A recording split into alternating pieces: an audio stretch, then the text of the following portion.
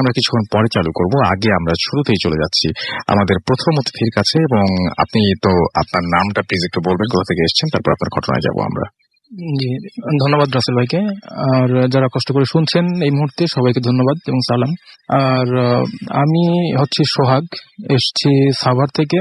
আর আমি শুরুতেই যে ঘটনাটি শেয়ার করবো আপনাদের সঙ্গে সেটি হচ্ছে আমার সঙ্গে ঘটেনি, ডেফিনেটলি এটা আমি শুনেছি আমার এক খুবই কাছের একজন বন্ধুর কাছ থেকে।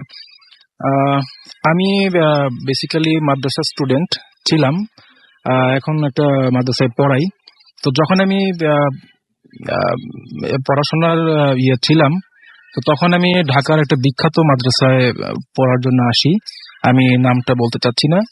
তো সেইখানে আমি যখন আসি, তো ওখানে থাকা অবস্থাতেও আমি ভূত এফএম তো অবশ্যই শুনতাম, এবং এটা ছাড়া আসলে থাকা যায় না, খুব ফেভারিট একটা শো আমার। তো সেটা নিয়ে আমরা যখন রাতে শুনতাম, রাতে তো আর সেভাবে ডিসকাস করতে পারতাম না, কিন্তু যখন সকাল হতো তা আমরা ক্লাসরুমে বসে এগুলো নিয়ে আলোচনা করতাম। তো মানে প্রথম কয়েকটা ঘন্টা আমাদের এগুলো নিয়ে আলোচনা করতে করতে চলে যেত। তা আমাদের সঙ্গে একজন ফ্রেন্ড সেও ছিল, যার ঘটনাটাই আমি আজকে আপনাদেরকে শোনাবো। সে হচ্ছে আব্দুর রহমান। সে এগুলো শুনতো, আমরা যে এগুলো ডিসকাস করি সেগুলো সে শুনতো। তো শুনে সে চুপচাপই থাকতো। অ্যাকচুয়ালি ও মোটামুটি মফস্বল থেকে উঠে আসা একটা ছেলে, ব্রিলিয়েন্ট স্টুডেন্ট, কিন্তু রংপুর থেকে এসেছিল সে। কিন্তু সে আমাদেরকে বলল যে তোমরা তো কোথায় কি ঘটনা শোনো, আমার কাছে আমার নিজের ঘটে যাওয়া ঘটনা আছে, সেটা তোমরা শুনতে পারো।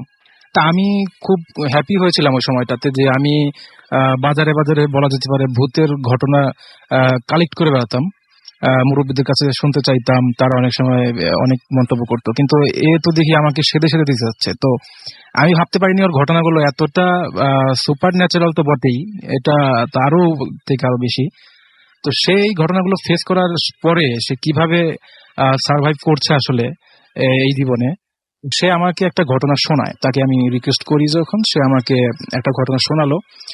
তো ঘটনাটা হচ্ছে যে 2011 বা 2012 ওই সময়টার মধ্যে ও বগুড়ার একটি মাদ্রাসায় পড়াশোনা করার জন্য এসেছিল রংপুর থেকে। তো আমি সে মাদ্রাসার নাম বলবো না, খুব বিখ্যাত একটা মাদ্রাসা। তো ও মাদ্রাসায় বিশেষ কিছু কারণে থাকতে পারেনি, অনেক গ্যাদারিং হয় সেখানে, অনেকের সাথে একসঙ্গে থাকতে হয়। তো ফলে ও কিছু ফ্রেন্ডস জুটিয়ে ফেলে, যাদের নিয়ে ও একটা মেস ভাড়া করে থাকতে পারবে এরকম আর কি। তো মেস নেয়, কয়েকটা মাস বেশ ভালো যাচ্ছিল ওদের, পড়াশোনাও বেশ ভালো চলছিল। তো বলল যে আমি হঠাৎ একটা জিনিস নোটিস করি, সেটা হচ্ছে যে আমরা যখন স্পেসিফিক একটা ক্লাস করতাম, ওই ক্লাসের যিনি লেকচারার ছিলেন, খুবই বুজুর্গ ব্যক্তি, আমরা যেটাকে বলি আধ্যাত্মিক ব্যক্তি। তো সে আমাদেরকে পড়াতো, হাদিস পড়াতো। তো পড়ানোর সময় আমরা যারা সামনে বসতাম ওই শিক্ষকের, তো আমাদেরকে উনি হাদিস পড়াতে পড়াতে অনেক সময় জিজ্ঞেস করে না শিক্ষকরা যে তোমরা কি হাদিসটা বুঝতে পেরেছো কিনা, বা পড়াটা বুঝতে পারলে কিনা। তো তখন আমরা যখন বলতাম যে জি ওস্তাদ জি, আমরা পড়াটা বুঝতে পেরেছি, তো তখন তিনি একটা অদ্ভুত একটা মানে অ্যাক্ট করতেন তিনি, যে তিনি পেছন দিকে আবার তাকাতেন। পেছন দিকে তাকিয়ে তিনি ওই ভেরি সিমিলারলি তিনি জিজ্ঞেস করতেন, কি তোমরা কি পড়াটা বুঝেছো? অনেক সময় বাবারাও বলতেন, অনেক সময় শুধু বলতেন যে তোমরা কি পড়াটা বুঝেছো কিনা। তো আমার সে বন্ধু আব্দুর রহমান, ও বলে যে আমরা কয়েকজন এটা নিয়ে রীতিমতো মানে ক্লাসে কয়েকদিন খুবই হেসেছি, যে মানে পিছনে কিছুই দেখা যাচ্ছে না, তো তিনি কার দিকে তাকাচ্ছেন, কাকে জিজ্ঞেস করছেন তিনি অ্যাকচুয়ালি, যে তোমরা পড়াটা বুঝেছো কিনা। এরকম কি হতে পারে যে দেয়ালের ওই পাশে অন্য কোনো স্টুডেন্টরা আছে, তাদেরকে বলছে? সেটাও তো পসিবল না, কারণ দেয়াল ভেদ করে তার সেখানে তিনি জিজ্ঞেস করতে পারেন। তো এখন আসলে ঘটনাটা কি, এটা নিয়ে ওরা বেশ অতি আগ্রহী, যেটাকে বলে আর কি, যে জিনিসটা কখনোই ভালো না। তো আমার বন্ধু আব্দুর রহমান ও বলে যে এটা নিয়ে আমরা শুরুতে খুব একটা দৃষ্টিপাত ওরকম করিনি, বা এটা নিয়ে খুব একটা ভাবতাম না, কিন্তু আস্তে আস্তে দেখতাম যে উস্তাদজি এরকম করতেই থাকে কন্টিনিউয়াসলি। আচ্ছা, তো এক সময় এটা এমন হয় যে আমরা পড়াশোনা ঠিক মতো করছি, কিন্তু এই জিনিসটাকে একটু সলভ না করলে পরে আমাদের হচ্ছিল না, কারণ এটা তো একটা মানে কমন ঘটনা না এটা। হুম। তো তিনি মানে আমার ওই ফ্রেন্ডটা তো বলে যে আমরা তখন এটা নিয়ে একটু গভীরে তলিয়ে দেখবার চেষ্টা করলাম যে আসলে ঘটনাটা কি হচ্ছে। তো আচ্ছা। মাদ্রাসার কিছু যারা পুরাতন স্টাফ ছিলেন, তো তাদেরকে জিজ্ঞেস করা হলো যে এই উস্তাদজি সম্পর্কে আপনারা কি জানেন, মানে উনি কি দীর্ঘদিন ধরে এই মাদ্রাসায় এই যে 20-30 বছর যাবত হাদিস পড়াচ্ছেন, হুম। তিনি বড় শাইখুল হাদিস, তো ইনি কি এরকম অ্যাক্ট কি সবসময় করেন? তো মাদ্রাসার যে দপ্তরি ছিল, দপ্তরে যিনি কাজ টাজ করেন আর কি, তো উনি বললেন যে এগুলো নিয়ে তোমাদের ভাবতে হবে না, তোমরা তোমাদের কাজে মন দাও, পড়াশোনা করো। আচ্ছা। তো আব্দুর রহমান বলে যে বেশ বেরসিক একজন মানুষ, তার ধমকে আমরা আর সেদিকে আর ভাবলাম না, কিন্তু আমরা ভিতরে ভিতরে ভাবছিলাম, কিন্তু তার কাছে বা আর কারো কাছে কোনো কিছু জিজ্ঞেস করবো সেই সাহসটা করে উঠতে পারছিলাম না। আবার আমাদের আবার মাদ্রাসা থেকে বের না করে দেয় আবার। তো তারপরে এক রাতের কথা, যে রাতটা ওর জীবনে আসলে শেষ রাত হতে পারতো, কিন্তু সৃষ্টিকর্তার অশেষ মেহেরবানি যে সেটা হয়নি। আর ও আসলে ওই শুরুর থেকেই একটু আন্দাজ করতে পারছিল, যে একটু প্রেডিক্ট করতে পারছিল যে কিছু একটা ঘটনা ঘটতে পারে, যেহেতু এই এরিয়াতে আমাদের উস্তাদ যে এরকম একটা অ্যাবনর্মাল না ঠিক ওরকম ব্যক্তির সামনে, আসলে অ্যাবনর্মাল শব্দটা যায় না, মানে একটু আনইউজুয়াল একটা ব্যাপার। এটা কেন, এটা নিয়ে ভাবতে ভাবতে এক সময় আমাদের ফার্স্ট সেমিস্টার পরীক্ষাটা আসলো। তো তখন আমাদের ও যেহেতু বগুড়ার লোকাল ছিল না, তো ওর সেই রংপুর চলে যাওয়া পসিবল ছিল না। আর স্থানীয় যারা ছিল লোকাল, ওরা হচ্ছে যেহেতু সামনে এক্সাম, তো সেই জন্য কিছু টাকারও প্রয়োজন হচ্ছিল, আর পরীক্ষার সময় যেহেতু একটা প্রিপারেশন থাকে, তখন আর যাওয়া সম্ভব না, এই জন্য আগেই একটু সবাই একটু বাড়ি থেকে ঘুরে আসছিল। তো ওর সামনে যেহেতু সেই অপশনটা ছিল না, তো সে ওখানেই রয়ে গেল কয়েকটা দিন। তো কয়েকটা দিনের জন্য সে থাকতে থাকলো। হঠাৎ একদিন বৃহস্পতিবারের ঘটনা এটা, রীতিমতো সে একাই থাকছে গত কয়েকদিনের মতো আজও, কিন্তু তার কাছে ওই আমি যেটা বলছিলাম যে ও একটু ফরচুনেট, যে ও কিছুটা আন্দাজ করতে পারছিল যে এরকম ঘটনা ঘটতে পারে, যার কারণে ও কিছুটা সাহস আগেই সঞ্চয় করে রেখেছিল ওর মনে। তো ওই রাতের ঘটনা, ও ঘুমিয়ে গেছে। রাতটা খুব বেশি তখন হয়নি, কয়টা হবে, 11টা এরকম হবে, 11:30। কিন্তু ও মশারি খাটিয়ে যখন ঘুমিয়েছিল, ওর স্পষ্ট মনে আছে যে ও মশারিটা টাঙিয়েছিল, এরপরেও ঘুমিয়েছে। তো ও যেটা খেয়াল করে যে রাত তখন কটা হবে, ওই রকমই হয়তো বা কিছুক্ষণ ঘুমিয়েছে, 12টা বেজেছে বা তার থেকে একটু বেশি। তো ও দেখে যে ওর প্রচন্ড মশার কামড়ে ওর কাঁচা ঘুমটা ভেঙে গেল। ও বেশ বিরক্ত। তো ও যেটা দেখলো যে ও যে মশারি টাঙিয়ে ঘুমিয়েছিল, মশারিটা সেখানে নাই। মশারিটা নাই মানে মশারিটা যদি ওর পাশেও থাকতো তাহলেও ও এতটা ভয় পেত না, কিন্তু দেখে যে মশারিটা সুন্দর করে ভাঁজ করে ওর বালিশের নিচে কে যেন খুব যত্ন করে রেখে দিয়েছে। আচ্ছা, যেটা কখনোই পসিবল না। তো ও চিন্তা করে যে আসলে এটা কি। ও তখন 100% শিওর যে আমি আজ রাতে মশারি টানাইনি, এটা আমার মনের ভুল, সবসময় টানাই, আজকে টানাইনি। তো ও তখন ওর মনে তখনও এরকম কোনো ভয়ের উদ্রেক হয়নি যে এখানে সুপার ন্যাচারাল কিছু ঘটতে যাচ্ছে, এরকম ও ভাবতে পারেনি আসলে ওই সময়টা। আচ্ছা, তো তখন চিন্তা করলো যে লাইটটা একটু অন করা দরকার।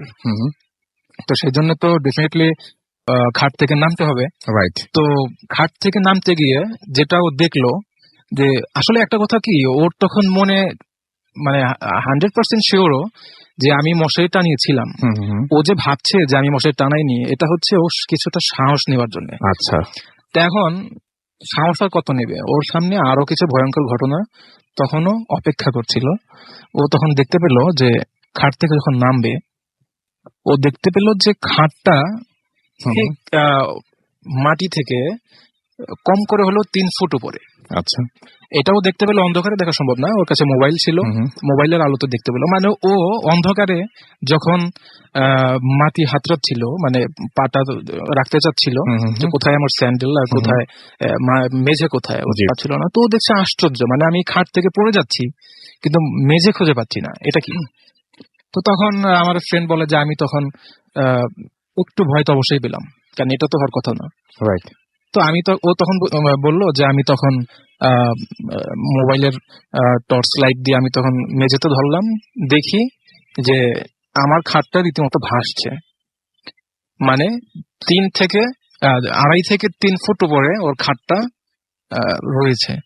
তো এই ঘটনাটা যখন একজন সুস্থ মস্তিষ্ক সম্পন্ন ব্যক্তি দেখবে যে তার খাটটা হতে পারে মশারি টানিয়ে ঘুমিয়েছিল কিন্তু সেটা ভাঁজ করে রাখা, এটা না হয় মেনে নেওয়া যায়, কিন্তু ও আসলে যখন বলছিল রাফি ভাই যে আমি দেখতে পাচ্ছিলাম যে ওর মানে ও ঘামছে, কারণ ঘটনা তো ওর সাথে ঘটেছে, জি, এবং সেটাই হবে। আমরা শুনে মজা পাচ্ছি, কিন্তু ও তো সেরকম না, ও যেহেতু ফেস করেছে ঘটনাটা, তো ও বললো যে আমি তখন যখনই দেখলাম যে আমার খাটটা মাটি থেকে 3 ফুট উপরে, তা আমি ভাবলাম সামথিং ইজ রং। এবং আমি তখন একটা বুদ্ধিমানের মতো কাজ করেছিলাম যে আমি একটা চিৎকার দিতে পেরেছিলাম। এটা আসলে তার ক্রেডিট না, এরকম চিৎকার বেরিয়ে যাবে আসলে। তো চিৎকারটা যখন সে দিল, তো তখন আর সে কিছু বলতে পারবে না, অবভিয়াসলি সে সেন্সলেস। আর এই চিৎকারটা বেশ কাজে দিয়েছিল, কারণ আশপাশের যারা ছিল, যেহেতু রাত অতটা গভীর হয়নি তখনও, তো সেই জন্য আশপাশের মানুষ চিন্তা করলো যে আবার কোনো ধরনের ঘটনা ঘটলো কিনা, কত ধরনের ঘটনা ঘটে আজকাল, তো কি হলো, ব্যাপারটা কি। তো সবাই আসলো, আসার পরে দেখলো এলাকাবাসী বা ওরই যারা পাশের রুমে যারা ছিল ক্লাসমেট, ওরাও মেস ভাড়া নিয়েছিল, তো ওরা এসে দেখলো যে ভিতর থেকে লক, আবার এরকম বিকট একটা আওয়াজ, কিভাবে এটা হলো। তো দরজার চৌকাট টৌকাট ভেঙে ভিতরে গেল, গিয়ে দেখে যে একদম ফিট হয়ে পড়ে আছে মেঝেতে, এবং কিছুটা মুখ দিয়ে ওই সাদা এক ধরনের মানে কি এক ধরনের লালা এরকম বেরিয়ে পড়ছে, মানে একটা বিশ্রী অবস্থা। তো সবাই বলে যে আগে ওকে জ্ঞান ফেরানো হোক, সব শোনা যাবে। আর ওরা চিন্তা করলো যে কোন চোর ডাকাতের অ্যাটাক হয়েছিল কিনা, বলছে না এখানে তো চোর ডাকাত আসবে কোত্থেকে, এবং সবকিছু একদম আগের মতো, জানালা ভাঙানা, আবার দরজা সব ঠিক আছে। তো ও যেটা বলে যে আমি যখন বেশ কয়েক ঘন্টা পরে, মানে সকালবেলা, অবশ্যই পরের দিন দুপুরের দিকে ওর জ্ঞান ফেরে, ও বলে যে আমি যখন উঠি, মানে আমি যখন জ্ঞান আমি ফিরে পাই, তখন আমি দেখি, আমি আবিষ্কার করি যে আমি একটা খাটে শুয়ে আছি, এবং ওই যে যেই যে শিক্ষক আমাদের, যাকে নিয়ে আমরা হাসাহাসি করতাম, সে সেখানে আমার ডান পাশে বসে আছে। তাকে দেখে আমার বেশ সাহস লাগছিল, কেন জানি, ও বলে। তো ওকে তখন জিজ্ঞেস করা হয় যে, ওই শিক্ষক জিজ্ঞেস করেন যে কি হয়েছিল তোমার, তো সে তখন এই পুরো ঘটনাটা খুলে বলে। তো তখন উস্তাদজি ওকে যে ঘটনাগুলো বলে সেটা রীতিমতো অবিশ্বাস্য। তো সে বলে যে আসলে তোমরা এই আমার ক্লাসে যখন ক্লাস করতে, তখন তোমরা বিশ্বাস করবে কিনা জানি না, আমার পেছনে অন্তত পক্ষে 40 থেকে 50 হাজার জিন আমার দর্শে অর্থাৎ ক্লাসে তারা নিয়মিত ক্লাস করে এখনো, এবং করবে তারা। তোমরা যেরকম শিক্ষা নিতে এসছো, ধর্মীয় শিক্ষা, তাদেরও এরকম মনে চায় এবং তারাও এরকম করে, এটা করে থাকে এটা। তো সেই জন্যই তারা মূলত আসে। আর আমি তাদের খুবই শ্রদ্ধাভাজন এবং পছন্দের একজন শিক্ষক, আমি তাদেরকে হাদিসের দর্শ দেই এবং তারা আমাকে খুব শ্রদ্ধা করে।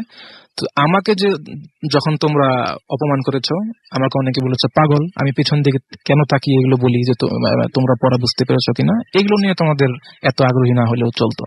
তো এই বিষয়গুলো আমি কিন্তু তাদেরকে নালিশ করিনি যে আমি তোমাদেরকে জিজ্ঞেস করছি, আমার কিছু ছাত্র তোমাদের আমাকে ইনসাল্ট করছে, তোমরা এর শোধ না, আমি এটা বলিনি।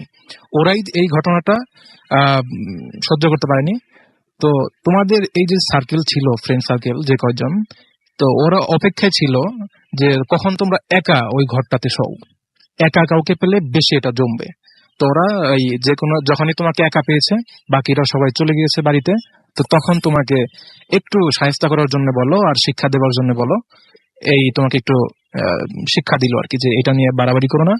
এবং আমার সেই ফ্রেন্ড বলে যে সে তখন একদম ঘেমে নিয়ে অস্থির, কারণ ঘটনা সে যখনই এরকম রিমেম্বার করে সে তো এরকম সে ঘেমেই যায় সে বলে, এবং সে আজ পর্যন্ত সেটা নিয়ে খুব উদ্বিগ্ন। তো সে বলে যে আমি তখন ওই মাদ্রাসায় আর কন্টিনিউ করা আমার পক্ষে সম্ভব হয়নি। তো তারপরে আমি ঢাকার দিকে চলে আসি কোনো মতে। আমি মাধ্যমিকটা কোনো মতে শেষ করে, অর্থাৎ দাওরায়ে হাদিস যেটা মাদ্রাসা লাইনের যেটা সর্বশেষ ক্লাস, সেটা সে কমপ্লিট করার পরে সে ঢাকার সেই আমি যে মাদ্রাসায় হায়ার এডুকেশনের জন্য এসেছিলাম সে ওখানে চলে আসে এবং তার সাথে আমার দেখা হয়, এবং সেই পুরো স্টোরিটা আমাকে বলে। তো জানি না কেমন লাগলো আপনাদের, জাস্ট একটা ঘটনা শেয়ার করলাম। রাসেল ভাই, ছিল আমার ঘটনা। অনেক ধন্যবাদ আপনাকে আপনার প্রথম ঘটনার জন্য, এবং এই ঘটনাটা যারা শুনলেন তারা জানাবেন যে কেমন লাগছে আপনাদের। আমি যে কয়েকটা SMS দেখেছি তাদের মধ্যে ম্যাক্সিমামই জানিয়েছেন যে ঘটনাটা ভালো লেগেছে। আমি এখন যেটা করব সেটা হচ্ছে যে আরো একটা ইমেইলে চলে যাব, এখন মানে আজকের প্রথম ইমেল আর কি, সেখানে চলে যাচ্ছি এবং আশা করছি যে ইমেলটা আপনাদের ভালো লাগবে। অনেকদিন থেকে ইমেলটি আমার কাছে আছে, আমার মনে হয় যে পড়ে ফেলাটা জরুরি। লিখছেন যেভাবে ঠিক সেভাবে বলছি। রাসেল ভাই, আপনি কেমন আছেন? ভালো আছেন? ভালো আছেন আশা করি। এবং আমরা অস্ট্রেলিয়াতে এসেছি 5 বছর হলো। আমি এখানে ইয়ার 10-এ এবং আমার ছোট ভাই ইয়ার 5-এ। আমার বাবা এখানে একটা মাল্টি ন্যাশনাল কোম্পানিতে প্রধান অ্যাপ্লিকেশন স্পেশালিস্ট হিসেবে কাজ করছেন। আমরা বরাবরই অতি প্রাকৃত বিষয়ের প্রতি আমার আগ্রহ ছিল। আগ্রহটা এসেছিল মূলত বাবার কাছ থেকে। তিনিও যদিও ভূত প্রেত বিশ্বাস করতেন না, কিন্তু ভূতের গল্প বলতে আর শুনতে খুব পছন্দ। ঘুরতে যাওয়ার আগে তিনি আমার বিছানার পাশে বসে নানা ধরনের রহস্যময় গল্প বলতেন। আমরা এখানে আসার পর একটা টাউন হাউসের মতো বাসাতে এসে উঠি। বাসাটা বেশ পুরনো। বাসার সামনে পেছনে লন আছে। আমি আমার ভাই দুজনে মিলে লনে বিকালে খেলা করি। আমাদের দুজনের স্কুল আলাদা। আমি স্কুলে একাই যাওয়া আসা করি, কিন্তু আমার ছোট ভাইকে বাবা সকালে নামিয়ে দিয়ে আসেন আর মা স্কুল শেষে নিয়ে আসেন। আমার স্কুলটা তুলনামূলকভাবে কাছে হওয়ায় আমি মার আগেই চলে আসি। আমার কাছে বাসার এক সেট চাবি থাকে। ঘটনা যেদিন ঘটে সেদিন আমার স্কুল কোনো কারণে বেশ আগেই ছুটি হয়ে যায়। আমি বাসাতে এসে দেখি মা আমার ছোট ভাইকে আনতে গিয়েছে। তিনি কোনোদিন একটু আগেই বের হয়ে যান গ্রোসারি শপে কেনাকাটার জন্য। আজকে ঘুরে ঘরে ঢুকে আমি দেখলাম কেমন একটা পচা মাছের গন্ধ। আমি একটু অবাক হলাম, কারণ মা একটু সূচিবায়ুগ্রস্ত। তিনি কখনোই ঘরের মধ্যে সব জিনিস তিনি রাখেন না। আমি খুব বেশি মাথা ঘামালাম না। বাসাতে এসে সাধারণত প্রথমে আমি স্কুল ড্রেস চেঞ্জ করে গোসল করে নিই। আজকেও সেই রকমের কিছু করলাম, এবং হঠাৎ বিকট শব্দে বাথরুমের দরজাটা খুলে গেল। আমাদের বাথরুমের দরজার সমস্যা আছে, শক্ত করে খুলতে হয় আবার লাগাতে হয়। আমি ভয়াবহ রকমের চমকে উঠি। মনের মধ্যে ভয়ের একটা ঠান্ডা অনুভূতি বয়ে যায়। আমি উপলব্ধি করলাম যে আমার বাড়িতে একেবারেই আমি একা। ঘরের মধ্যে বাজে গন্ধটাও যেন অনেক বেড়ে গেল। গন্ধটা মনে হলো আমার চারপাশে ঘুরছে। আমার মা বলতেন যে ভয় পেলে আয়াতুল কুরসি পড়ে বুকে ফু দিলে ভয় খারাপ জিনিস কিছু কাছে আসতে পারে না। আমি আয়াতুল কুরসি পুরোটা জানি না, যতটুকু জানি ততটুকু পড়তে লাগলাম।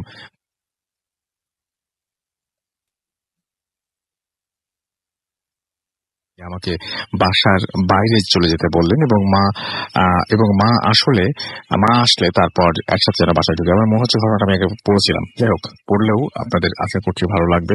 আর যারা দ্বিতীয়বার শুনছেন তাদের কাছে সরি। যাই হোক, বাবা এবং যতটুকু এবং বাবা বললেন যে বাসার বাইরে চলে যেতে, এবং মা আসলে তারপরে একসাথে চলে ঢুকি। বাসার বাইরে যেতে হলে ড্রয়িং রুমের মধ্য দিয়ে যেতে হয়। আমি শোবার রুম থেকে বের হয়ে ড্রয়িং রুমে ঢুকে ভয়ানক চমকে গেলাম। দেখি বাবা সোফাতে বসে আছেন, খুব রাগি চোখে আমার দিকে তাকিয়ে আছেন। আমার মস্তিষ্ক মেঝেতে পড়ে গেলাম। জ্ঞান ফেরার পর দেখি মা উদ্বিগ্ন হয়ে আমার পাশে বসে আছেন। বাবাও চলে এসেছেন।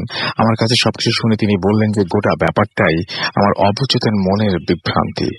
আমি যেন এসব নিয়ে বেশি চিন্তা না করি। অবশ্য তিনি আমাকে একা বাসাতে থাকতে নিষেধ করলেন। আমারও মনে হলো যে আমি হয়তো হ্যালুসিনেশন আমার হয়েছে, এবং কিন্তু এর কিছুদিন পর এমন একটা ঘটনা ঘটলো যাতে আমার অদেখা ব্যাপারে পুরোটা এই ঘটনাটা আরেকদিন বলবো। হ্যাঁ, আমি এটা পড়েছিলাম, আই এম সরি, ভুল করে এটা চলে এসছে সামনে। যাই হোক, এবং যারা এতক্ষণ পর্যন্ত আমাদের সঙ্গে আছেন তাদেরকে সবাইকে অনেক অনেক অনেক অনেক ধন্যবাদ। এবং আমি দেখতে পাচ্ছি SMS আসছে, জামালপুর থেকে লিখেছেন মোহাম্মদ কাউসার, ভালো লাগছে। এবং রুমিন আমাদের লিখেছেন যে হ্যাঁ, রিপিট করা হয়েছে ইমেলটা, ডেফিনেটলি এটা ভুল হয়েছে, মিস্টেক হয়েছে একটা। তাহসিন খুলনা থেকে লিখেছেন যে ইমেলটা আগে পড়া হয়েছে। ইলোরা আমাদের লিখেছেন মধুবাগ থেকে, আরো ভয় পেতে চাই। জ্যাকলিন এন্ড তার বোন জ্যাস, তারা নাটোর থেকে আমাদের সাথে আছেন। ফিরোজ ওয়াবদা থেকে আমাদের সাথে রয়েছেন। এবং যে ঘটনাটা আমরা প্রথমে শুনলাম সেই ঘটনা সম্পর্কে হয়তো প্রশংসা করেছেন যে ইট ওয়াজ সো অ্যামেজিং।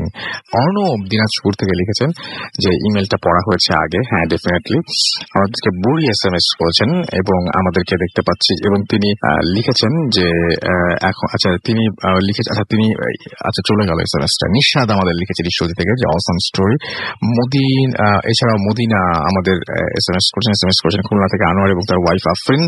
এবং সাগর আমাদের লিখেছেন, এবং এছাড়াও আমাদেরকে লিখেছেন আশিক সিয়াম ঘোড়াশাল থেকে।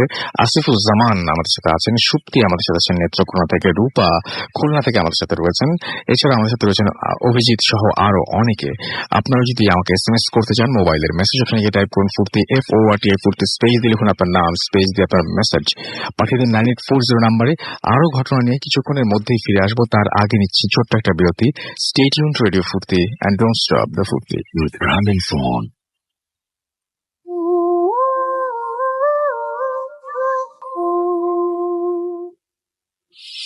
Welcome back. ঘড়িতে সময় এক্স্যাক্টলি 12টা বেজে 26 মিনিট। শুনছেন সবসময় রেডিও ফুর্তি 8.2 FM।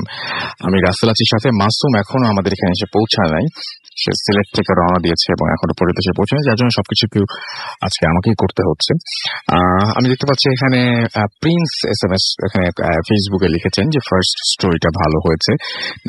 এছাড়া আমি দেখতে পাচ্ছি যে SM ফোরকান গুলশান লিংডোর থেকে আমাদের বলেছেন যে ইমেলটা আগেও পড়া হচ্ছে। হ্যাঁ, আমরা সেটা নিয়ে আমি মাঝখানে পড়তে গিয়ে বুঝতে পেরেছি সেটা। জাহিদ আমাদের SMS করেছেন এবং আমাদেরকে SMS নয়, এখানে লিখেছেন, কমেন্ট করেছেন। এবং এছাড়াও দেখতে পাচ্ছি আমাদের এখানে লিখছেন আরো অনেকেই। আমি আসলে কিছু কিছু নাম আপনারা ইউজ করেন ফেসবুক নেম, যেগুলো হাস্যকর, সেগুলো আসলে পড়তে গেলেও খুব লাগে, অদ্ভুত লাগে, যে জন্য অনেকগুলো আবার বাদ দিতে হয় অনেক কমেন্ট আপনাদের। MD ইমরান চৌধুরী নাজিম আমাদের সাথে লিখেছেন যে ফার্স্ট এন্ড থার্ড স্টোরিটা অনেক ভয়ের। ফার্স্ট এন্ড থার্ড স্টোরি আপনি কখন শুনলেন? আমরা তো ফার্স্ট স্টোরিটা বলেছি, সেকেন্ড থার্ড কিছু বলিনি। আমি আপনার ইমেলটা পড়লাম যেন আপনি যেটা লিখেছেন এটা সবাই যেন জানে, এটা জানাটা দরকার আছে। এছাড়াও দেখতে পাচ্ছি প্রিয়াঙ্কা আমাদের এখানে লিখেছেন। এছাড়াও আমাদের এখানে লিখেছেন যে ফাহিম হোসেন। এছাড়াও আমাদের এখানে লিখেছেন নুসরাত ফারিয়া অরিন, এবং তিনি রাজশাহী থেকে লিখছেন আমাদেরকে। শারমিন জাহান আমাদের সাথে রয়েছেন, এবং আমাদের সাথে রয়েছেন দেখতে পাচ্ছি ইয়াসির আরাফাত ইমন।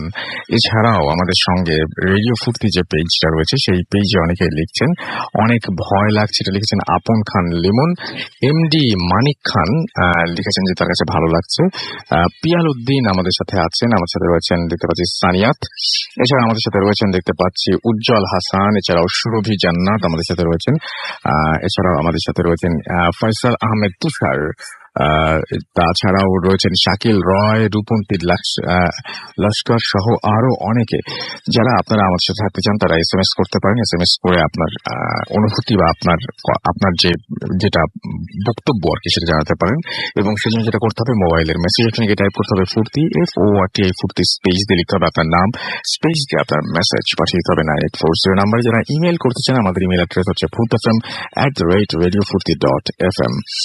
আর আমরা যারা ফেসবুকে আসতে চান তারা চলে আসুন www.facebook.com/radio.furti and www.facebook.com/bhutfm.russell, এই দুটো অ্যাড্রেসে। এবং আসলেই আমরা অনেক কিছুই আমাদের লাইফে অনেক কিছু আমাদের ঘটে, প্রতিটা নিয়তি হয়তো কোনো না কোনো কিছু ঘটছে। আমি কোথাও যেন শুনলাম যে প্রত্যেক মানুষের সঙ্গে একটা করে জিন থাকে, এরকম একটা জিনিস শুনেছিলাম আমি। তো কারো ভালো জিন, কারো খারাপ জিন, এরকম মানে এক এক জায়গায় তো এক এক ধরনের কথা পাওয়া যায় এবং বিভিন্ন জায়গায় পাওয়া যায়। কখনো কখনো আমরা হয়তো সামনে অনেক কিছু দেখি, আমরা দেখেও হয়তো দেখি না। কোনো কোনো সময় বুঝতে পারি, কোনো কোনো সময় হয়তো বুঝতে পারি না। রাতের বেলায় আমাদের হঠাৎ করে ঘুম ভেঙে যায় কোনো একটা শব্দে, তখন ঘুম জড়ানো একটা অবস্থায় আমরা হয়তো অত কিছু না ভেবে হয়তো ঘুমিয়ে পড়ি। কিন্তু একটু যদি খেয়াল করতাম, একটু যদি ওই ব্যাপারটা সচেতন হতাম, তাহলে হয়তো কোনো একটা কিছু আমরা হয়তো মানে কি বলবো যে এক্সপেরিয়েন্স করেও ফেলতে পারতাম। আবার অনেক সময় হয়তো বেশি ভয় পেয়ে কিছুই ঘটেনি, কিন্তু অনেক বেশি ভয় পেয়ে যাই, এটাও হয়, মানে দুটোই হয়। তো যাই হোক, আপনাদের জীবনের সেরা ঘটনাগুলো লিখে পাঠান আমাদের কাছে এবং আমাদের এখানে এসে সরাসরি শেয়ার করুন আপনার ঘটনা। আমরা চলে যাচ্ছি আমাদের দ্বিতীয় অতিথির কাছে। আপনার নামটা প্লিজ একটু বলবেন, আপনি কোথা থেকে এসেছেন, তারপর আপনার ঘটনায় যাবো। আসসালামু আলাইকুম। আমি আব্দুর রহমান বাবু। আমি এসেছি মিরপুর 12 থেকে। জি, শুনি আপনার ঘটনা। আমার ঘটনাগুলো আমাকে নিয়েই।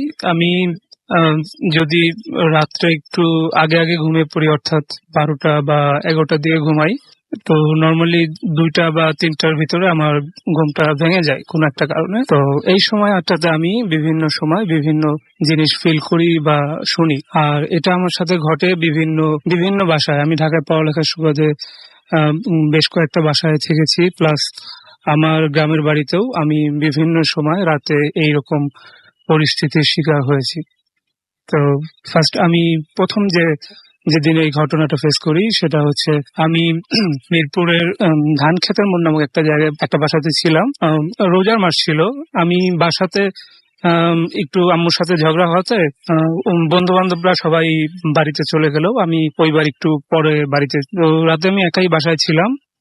আহ, একটা সময় রাত 2টা বা 2:30টার দিকে আমার একটু অস্বস্তি হচ্ছিল, গরম লাগতো। আমার ঘুম ভেঙে যায়। ঘুম ভেঙে জাগার পর আমি আমার সামনেই রান্নাঘরের যে দরজাটা ছিল ওইখানটাতে আমি দেখতে পাই একটা উজ্জ্বল আলোর গোলা, বল টাইপের। তো আমি দেখে প্রথমে মনে করি এটা আমার চোখের ভুল। পরবর্তীতে আমি আবার একটু চোখ ডলে, নর্মালি ঘুম থেকে উঠে আমরা যেরকম করি, আবার একটু খেয়াল করি। খেয়াল করার পরে দেখি যে না, ওটা এখনো ওই জায়গায় ওইভাবেই আছে।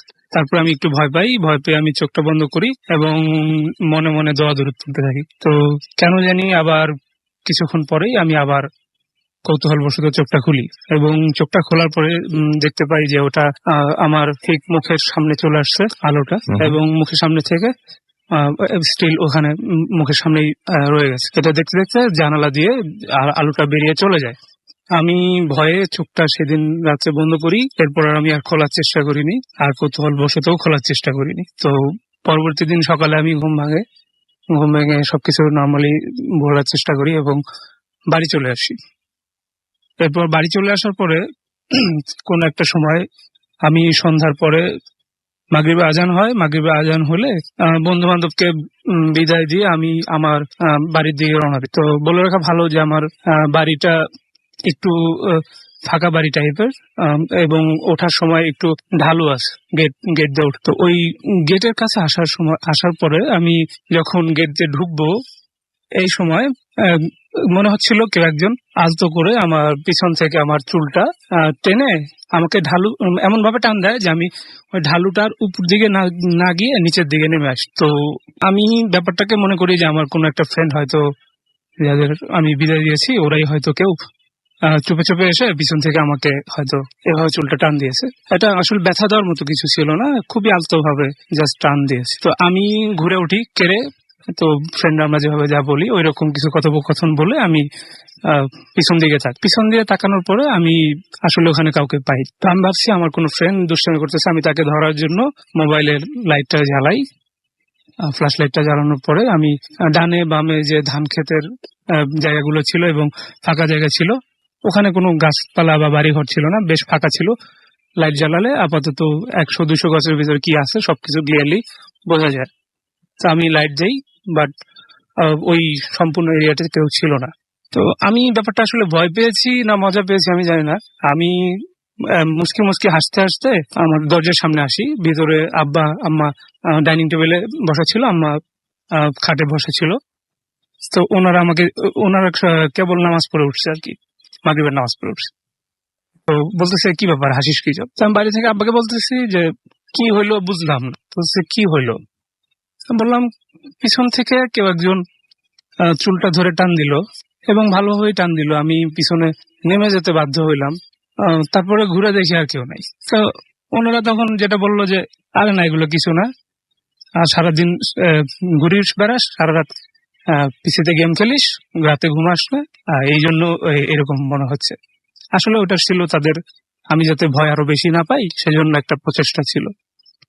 তো যাই হোক, আব্বা অনেক দোয়া কালাম পড়ে দিলেন ওই রাতে। বাড়ি বন্ধ করার জন্য আব্বা বিভিন্ন রকম দোয়া কালাম পড়লেন, পরে বললেন যে এখন আর কোনো সমস্যা হবে না। তো এরপরে কোন একটা সময় আমি রাতে ঘুমিয়েছিলাম আমার আমার গ্রামের বাড়িতে, সিরাজগঞ্জের বেলকুচিতে আমার বাসা। ওখানে আমি ছিলাম, ঘুমিয়েছিলাম আমি। ওই দিন আব্বা আম্মা যেহেতু বলে যে ওই তুই রাত জাগির বেশি, এই জন্যই তোর সাথে এরকম একটা ঘটনা হয়েছে। তো ওই দিন ওনাদের মানে শান্তির জন্য হোক আর ওনাদের দেখানোর জন্য হোক, আমি একটু তাড়াতাড়ি ঘুমায় পড়ি, হয়তো 11টা বা 11:30 হবে। ওদিন আর আমি গেম টেম খেলি না।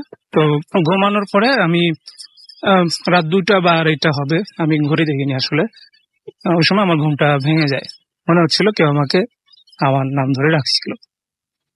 তো বলে রাখা ভালো, আমি যে রুমে থাকি ওই রুমের পাশে একটা রুম, ওই রুমে আমার ছোট বোন থাকে নর্মালি। তো ওদিন ও ছিল না, ও পড়ালেখার সুবাদে সিরাজগঞ্জ ছিল। আর আব্বা আম্মা ছিল পাশের আরেকটা আমাদের ঘর আছে, ওই ঘরে ছিল। আমার ঘরে আমি একাই ছিলাম। তো কেউ একজন আমি শুনলাম যে আমাকে ডাকছে। ডাকাটা আমি ভাবছি যে হয়তো ঘুম থেকে উঠছি, হয়তো ব্যাপারটা আমার মনের ভুল হতে পারে। কিন্তু একটু পরে আমি দেখি যে না, আমাকে সত্যিই কেউ ডাকছে। আমার নাম ধরে রহমান বলে কেউ একজন নাকানি সুরে আমাকে ডাকছে। তারপরে আমি সকালবেলা উঠে আব্বা আম্মাকে বলি ব্যাপারটা যে এরকম হলো। তো তারা কোনো সলিউশন দিতে পারেনি। এরপর আমি ঢাকাতে ব্যাক করি। ঢাকাতে একটা বাসায় আমি মিরপুর 12-তে সি ব্লকে একটা বাসায় ছিলাম। ওই বাসাতে এটা একটা ঘটনা। আমরা পরের ঘটনাতে আবার পরে যাবো। এটা দিয়ে রাতের এই ঘটনা। তো রাতে আমি শুয়েছিলাম, তো টেপ মনে হচ্ছিল যে বাথরুমের টেপটা খোলা। তো রাত্রে আমি খোলা ভেবে আমি গেলাম, বন্ধ করে আসলাম। তো লাইটটা জ্বালানো ছিল বাথরুমের পাশে। আমি শোয়ার পরে শুনছিলাম যে একটা নুপুরের সাউন্ড আসছিল। তো সেই আলোতে আমি আমার ঘরের ভিতরে দেখলাম যে প্রথমে একটা মহিলার শ্যাডো আসলো। দেন এটার পরে কিছুক্ষণ পরেই ওর সাথে আরেকটা ছোট বাচ্চার শ্যাডো চলে আসলো। ফাইনালি আমি ওই বাসাটা চেঞ্জ করার পরে একা একটা বাসা নেই। সেই বাসাতে রাতে যখন আমি একা থাকি 1টা-1:30টার দিকে প্রায়ই শুনি আমার ঘরে ঢোকার আগে রান্নাঘরের দরজা পার হয়ে আমার ঘরটাতে আসতে হয়। তো ওই ঘরটার ওই দরজাটা খুললে যে একটা সাউন্ড হয়, সেই সাউন্ডটা প্রায় প্রতিদিন হতো এবং কেউ একজন পাকের ঘরে হাঁটাহাঁটি করতো মাঝরাতে। অনেক ধন্যবাদ আপনাকে আপনার ঘটনার জন্য, এবং আশা করছি যে আপনারা সবাই উপভোগ করেছেন অনেক, এবং আমরা পরবর্তী ঘটনায় যাব। তবে তার আগে আমরা কিছু SMS পড়ে নিই, এবং আমরা দেখতে পাচ্ছি যেখানে অনেকে লিখছেন। ডি মামুন মাহিয়া আমাদের লিখেছেন যে ঢাকা থেকে যে 1 মান্থ পর আমরা শুনছি, feeling happy after coming back. এবং এমডি PK রনন আমাদের মিরপুর থেকে লিখেছেন, মিরপুর শেওড়াপাড়া থেকে লিখেছেন, I love both of them and also regular listener তিনি। এবং আশিক আমাদের লিখেছেন যে অনেকদিন পর তিনি আমাদের সাথে এসেছেন, ওয়েলকাম ব্যাক, অ্যান্ড তার কাছেও ভালো লাগছে। আমাদেরকে জুলি SMS করেছেন মুকিম বাজার থেকে যে ভালো লাগছে তার কাছে। শামীম সিরাজগঞ্জ থেকে আমাদের লিখেছেন যে খুব খুশি হলাম যে আমাদের বেলকুচির ঘটনা হচ্ছে এখানে, এই জন্য। ভূত এফএম থেকে ভূত এফএম যমুনা আমাদের লিখেছেন। আশিক আমাদের সাথে আছেন ঘোড়াশাল থেকে, এছাড়াও সজীব বাগেরহাট থেকে আছেন। এবং আমাদেরকে দেখতে পাচ্ছি যে তাসরিফ আছেন আমাদের সাথে, জিনিয়া মিরপুর 6 থেকে আমাদের সঙ্গে রয়েছেন, আপন আমাদের সাথে রয়েছেন, এবং আমাদের সাথে রয়েছেন দেখতে পাচ্ছি SH আবরার হবিগঞ্জ থেকে, অনেক খুলনা থেকে আমাদের সাথে আছেন, আমাদের সাথে রয়েছেন সুপ্ত ময়মনসিংহ থেকে, অভিজিৎ ভট্টাচার্য আমাদের সাথে রয়েছেন ময়মনসিংহ থেকে, সৌদা ময়মনসিংহ থেকে আমাদের সাথে রয়েছেন, তাবা মণিপুর থেকে আমাদের সাথে রয়েছেন, আরাফ উত্তরা থেকে আমাদের সাথে রয়েছেন, নিশাদ ঈশ্বর থেকে আমাদের সাথে রয়েছেন, ফয়সাল এবং তার ওয়াইফ আনিকা আমাদের সাথে রয়েছেন, কানিজ আমাদের সাথে রয়েছেন ঢাকা থেকে, চৈতি আমাদের সাথে রয়েছেন, জেরিন ময়মনসিংহ থেকে রয়েছেন, বা ময়মনসিংহের অনেক মানুষ, এসপি সোহেল লক্ষ্মীপুর থেকে আমাদের সাথে রয়েছেন, নুসরাত ফাতিমা বাসাবো ঢাকা থেকে আমাদের সাথে রয়েছেন, দিশা ময়মনসিংহ থেকে আমাদের সাথে রয়েছেন। এছাড়া আমাদের সাথে রয়েছেন দেখতে পাচ্ছি শ্রেয়ান খান ময়মনসিংহ থেকে, নাটোর থেকে রিদওয়ান রাকিব আমাদের সাথে আছেন। এছাড়া আমাদের সাথে রয়েছেন দেখতে পাচ্ছি সোহেল পাটোয়ারি লক্ষ্মীপুর থেকে, এমডি আবু বাকার সিলেট থেকে আমাদের সাথে রয়েছেন, অভিজিৎ ভট্টাচার্য আমাদের সাথে রয়েছেন, আচ্ছা আবারও তিনি লিখেছেন, আরাফ আমাদের সাথে রয়েছেন উত্তরা থেকে, মেহেদি আমাদের সাথে রয়েছেন চট্টগ্রাম থেকে, ইসমাইল রয়েছেন তানোর থেকে। তো যাই হোক, যারা আমাদের সাথে রয়েছেন তাদেরকে অনেক অনেক ধন্যবাদ আমাদের সাথে থাকার জন্য, এবং আশা করছি বাকিটা সময় আমাদের সাথে থাকবেন।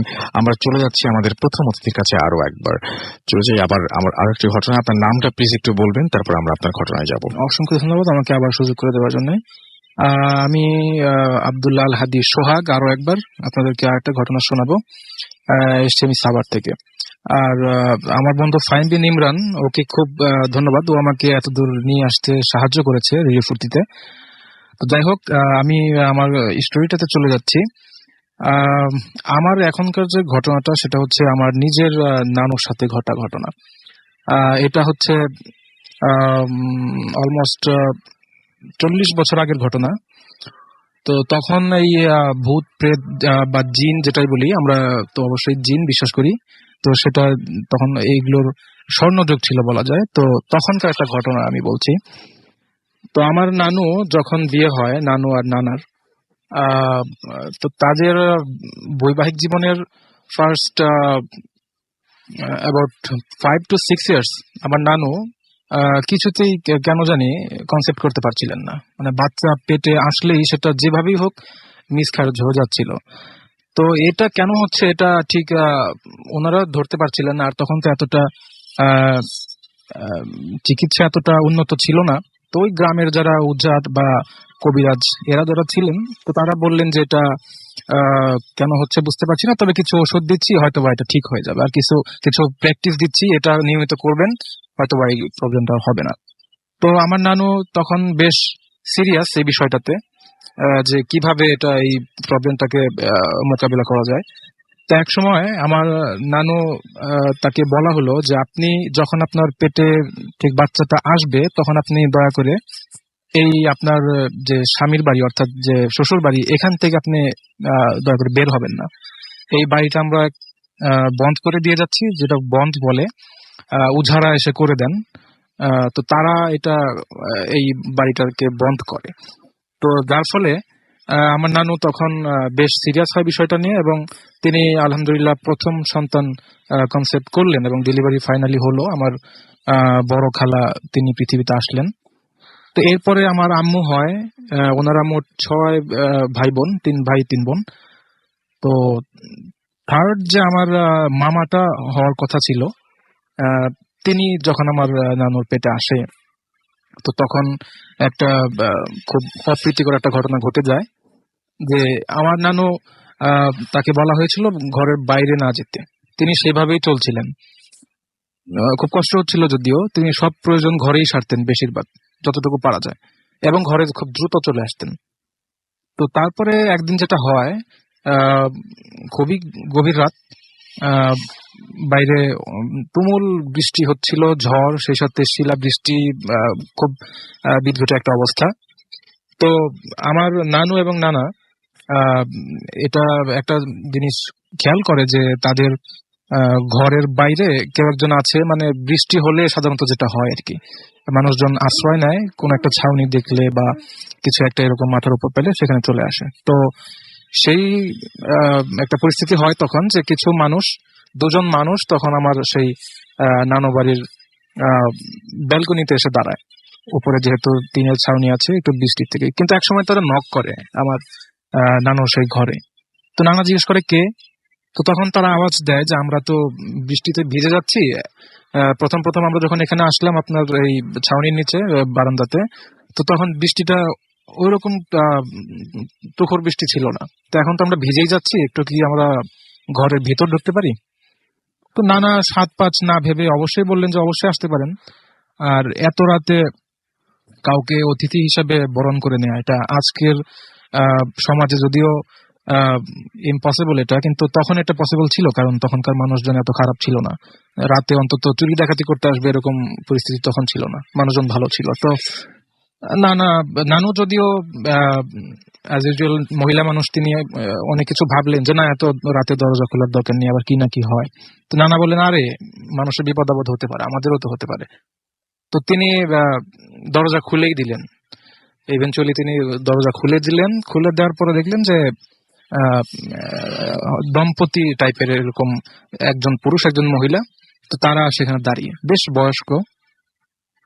এবং তাদেরকে দেখে যেটা মনে হচ্ছিল যে আমরা যেটা সাধারণত শুনি যে ভৌতিক কোনো কিছু ঘটলে সাদা কাপড়, এরকম এরকম কিছু নিয়ে আসে এবং ফর্মাল ড্রেস, একদম কেতাদুরস্ত পুরুষ পোশাক, সেরকম না। মানে তাদেরকে দেখে মনে হচ্ছে তারা কেবলই চাষবাস করে আসলেন বা কোথাও গিয়েছিলেন, এরকম টাইপের আর কি। মানে একদম সিম্পল তারা ছিল একদম। তো নানা বললেন যে আসেন, ভিতরে আসেন, বসেন। তো তখন আমার নানু তো তাদের সামনে আসেনি। তো মামাকে নিয়ে তিনি পাশের ঘরেই শুয়েছিলেন। ঘরটা বেশ দূরেও ছিল, মানে অপ্রীতিকর কোনো ঘটনা যে ঘটতে পারে এটা তারা কিছুতেই প্রেডিক্ট করতে পারেন নাই। তো এক সময় ওই মেহমান যারা আসলেন ঘরে, তাদের সাথে নানা বিভিন্ন প্রকারের কথা বলছিলেন, কি ব্যাপারে এত রাতে কোত্থেকে আপনারা আসছেন, কোথায় যাচ্ছেন, এগুলো। তো নানু মামাকে নিয়ে পাশের ঘরেই ছিলেন এবং বেশ দূরেই ছিলেন, ওই ঘরটা বেশ দূরেই ছিল। আর উনি বসেছিলেন হচ্ছে বসার ঘরে। তো এরকম কিছুক্ষণ ঘটনা মানে এই তাদের এই কনভারসেশন চলতে চলতে একসময় ওই দুইজন অতিথি তারা বলেই বসে যে আমরা এখন চলেই যাই, কতক্ষণই বা থাকবো এখানে, আর বৃষ্টি তো থামছে না, আমাদের তো বাড়িও ফিরতে হবে। তো নানা বললেন যে না, সে কি করে হয়, আপনারা বসেন, আজকের রাতটা না এখানে থেকেই যান। তো তারা বলে না, সেটা হয় না, আমরা চলেই যাই। তো নানুকে ডাক দিলেন যে এই যে চলে যাচ্ছে ওনারা, তুমি কি একটু দেখা করবে কিনা বা এরকম কিছু বলবে কিনা। দুজন মানুষ আসলেন। তো নানু এসে বলে যে আপনারা থেকে গেলেই পারতেন। প্রথমে যদিও তিনি একটু ভয় পাচ্ছিলেন, পরে বুঝলেন যে না, এরা একদমই গ্রামের মানুষ, একদমই নিরীহ মানুষ, একদম নেহাত বিপদে পড়েই আমাদের ঘরে এসছেন। তো নানু তখন বলে যে আপনারা থেকে গেলে পারতেন। তারা আলটিমেটলি চলেই গেল। তো চলে যাওয়ার পরে যেটা হয় যে বেশ একটা ইন্টারেস্টিং ঘটনা, কিন্তু ডেফিনেটলি তাদের জন্য এটা খুব পেইনফুল ছিল। কারণ তারা যখন মেহমানদেরকে বিদায় দিয়ে তারা যখন আমার মামার কাছে ফিরে যায়, মামা তখন হয়তো বা 6-7 মাসের একটা বেবি, বাচ্চা একটা মানুষ। তো সে ঘুমিয়েছিল ওই সময়টা। তো নানু এবং নানা যখন গিয়ে দেখে যে মামা তো শুয়ে আছে অবশ্যই, কিন্তু মামা ওয়াজ ডেড, মানে ফাইনালি হি ওয়াজ কিলড। কারণ এই মানে সে ওইরকম নিঃশ্বাস নিচ্ছে না, নাকের কাছে হাত নিয়ে দেখা গেল, এবং তাকে একটু নাড়াচাড়া দিলেই যেখানে কেঁদে ওঠে, চিৎকার করে ওঠে, সে সেরকম কোনো রেসপন্ড করছে না। তো যার ফলে তারা নিশ্চিত হলেন যে মামা নেই। তো এখন এটা কেন হলো, পরবর্তীতে এটা বিভিন্ন ধরনের আধ্যাত্মিক পার্সোনালিটি যারা আছেন তাদেরকে এটা ইনফর্ম করা হলো, কাল রাতে আমাদের এরকম ঘটনা হলো। তারা যেটা বললো যে তোমরা যথেষ্ট পরিমাণ কনসিয়াস ছিলা এই বিষয়টাতে, যে তোমার স্ত্রী অর্থাৎ আমার নানি ঘর থেকে তো বের হচ্ছিল না। তো ঘর থেকে যেহেতু সে বের হচ্ছিল না, ওরা কোনো ক্ষতিও করতে পারেনি। মানে জিন যেগুলো আমরা বলি আর কি, ক্ষতিকারক জিন, ভালো জিনও আছে, বদ জিনও আছে। তো ওরা ক্ষতি করতে পারতো না। কোনো একটা অজুহাতে তারা তোমাদের ঘরে আসে, এবং সেই দিনের যে দুজন অতিথি, তারা কখনোই অতিথি ছিল না, তারা ছিল একদম স্রেফ মানুষরূপী কিছু দুইজন জিন। এবং তারা এসে যখন তোমাদের ঘরে প্রবেশ করে, তারা তোমার সেই বাচ্চাটিকে মেরে ফেলতে তারা সক্ষম হয়।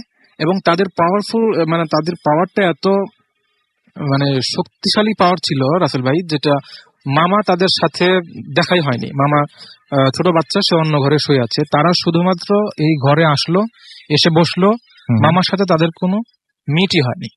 তারপরেও তারা কি এমন করলো, জাদু বলেন বা যেটাই করেন, আধ্যাত্মিক ভাবে আহ, তো মামাকে তারা যেভাবেই হোক মেরে ফেলতে সক্ষম হয়। তো ফাইনালি এটা খুবই একটা কষ্টদায়ক একটা ঘটনা ছিল।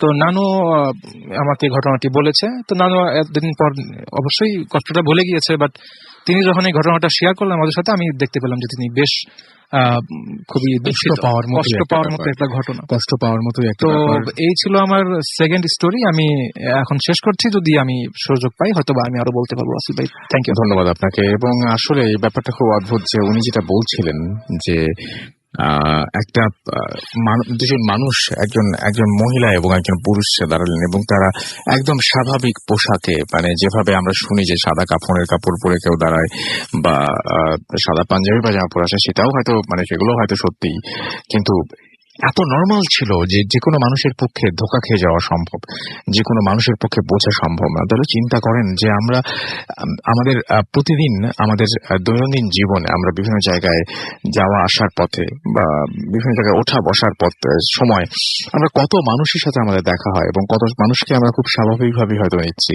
আমাদের মতোই পোশাক আশাক পরা মানুষ, কিন্তু আসলে কে বলতে পারে যে সে মানুষ কিনা নাকি অন্য কিছু?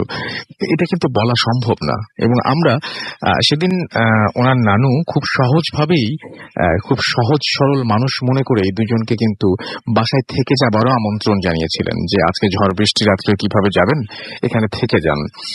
এতটাই বিশ্বাস করেছিলেন তাদেরকে।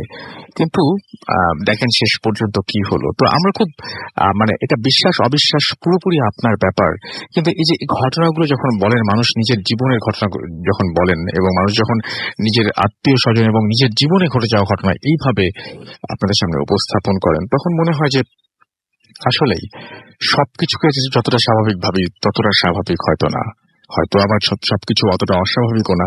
ব্যাপারটা এরকম, মানে এরকমই অনেকটা। যাই হোক, আসলে যেদিন একদম পুরোপুরি মানে শেষ ঘটে যায় বা পরিণতি ঘটে যায়, সেদিনই আমরা বুঝতে পারি যে এটা কি ছিল। তার আগে পর্যন্ত আমাদের কাছে সবকিছুই খুব স্বাভাবিকই মনে হয়, অস্বাভাবিক মনে হয় কোনো দুর্ঘটনা ঘটলে। আমাদেরকে দেখতে পাচ্ছি যে জান্নাতুল ফেরদৌস আমাদের এখানে কমেন্ট করেছেন www.facebook.com/very.ফুর্তি। নাফিসা আনিকা আমাদের সাথে রয়েছেন বাগেরহাট থেকে, এখানে লিখেছেন তিনি। এছাড়া আমাদের জুবায়ের রহমান পাটগ্রাম লালমনিরহাট থেকে আমাদের সঙ্গে রয়েছেন। হুমায়ুন কবির রানা খুলনা থেকে আমাদের সাথে রয়েছেন এবং আমাদের সাথে রয়েছেন ফারিহা জাহান এবং আমাদের সাথে রয়েছেন মানিক পণ্ডিত। এছাড়া আমাদের সাথে রয়েছেন দেখতে পাচ্ছি রূপন্তী লাস্কার। এছাড়াও আমাদের সাথে রয়েছেন দেখতে পাচ্ছি সাকিব মুসা। এছাড়াও নীলিমা আখতার আমাদের সাথে রয়েছেন, রাজকন্যা আমাদের সাথে রয়েছেন বিপ্লব। এছাড়া আব্দুল আজিজ মারওয়া সহ আরো অনেকে আমাদের সঙ্গে রয়েছেন। আমাদের যে ভূত এফএম পেজ, সেখানেও দেখতে পাচ্ছি যে জাহিদ আমাদের সাথে রয়েছেন। তারপর আমাদের সাথে রয়েছেন জুসিন্তা জিনিয়া মাহি। এছাড়াও এমডি রাহুল আমাদের সাথে রয়েছেন কবিতা আফরিন। এছাড়াও এমডি আসিফ হুসাইন আলী আমাদের সাথে রয়েছেন, ফজলে রাব্বি ভুঁইয়া আমাদের সাথে রয়েছেন। এছাড়াও সোহেল সফল আমাদের সাথে রয়েছেন। এছাড়াও আমাদের সাথে রয়েছেন ফারহানা ফারুক মিতু সহ আরো অনেকে। তো আপনি যদি থাকতে চান তাহলে চলে আসুন www.facebook.com/bhutfm.russell এবং www.facebook.com/radio.ফুর্তি এই দুটো অ্যাড্রেসে। আর যদি SMS করতে চান চলে যান মোবাইলের মেসেজ অপশনে, টাইপ করুন ফুর্তি FOORTI ফুর্তি, স্পেস দিয়ে লিখুন আপনার নাম, স্পেস দিয়ে আপনার মেসেজ পাঠিয়ে দিন 9840 নাম্বারে। আরো একটা ছোট্ট বিরতির পরে আবারও ফিরে আসবো। সেই পর্যন্ত আশা করছি আমাদের সঙ্গেই থাকবেন। স্টে টিউনড টু রেডিও ফুর্তি এন্ড ডোন্ট স্টপ দ্য ফুর্তি। Bhoot FM, the night comes alive with Gramophone.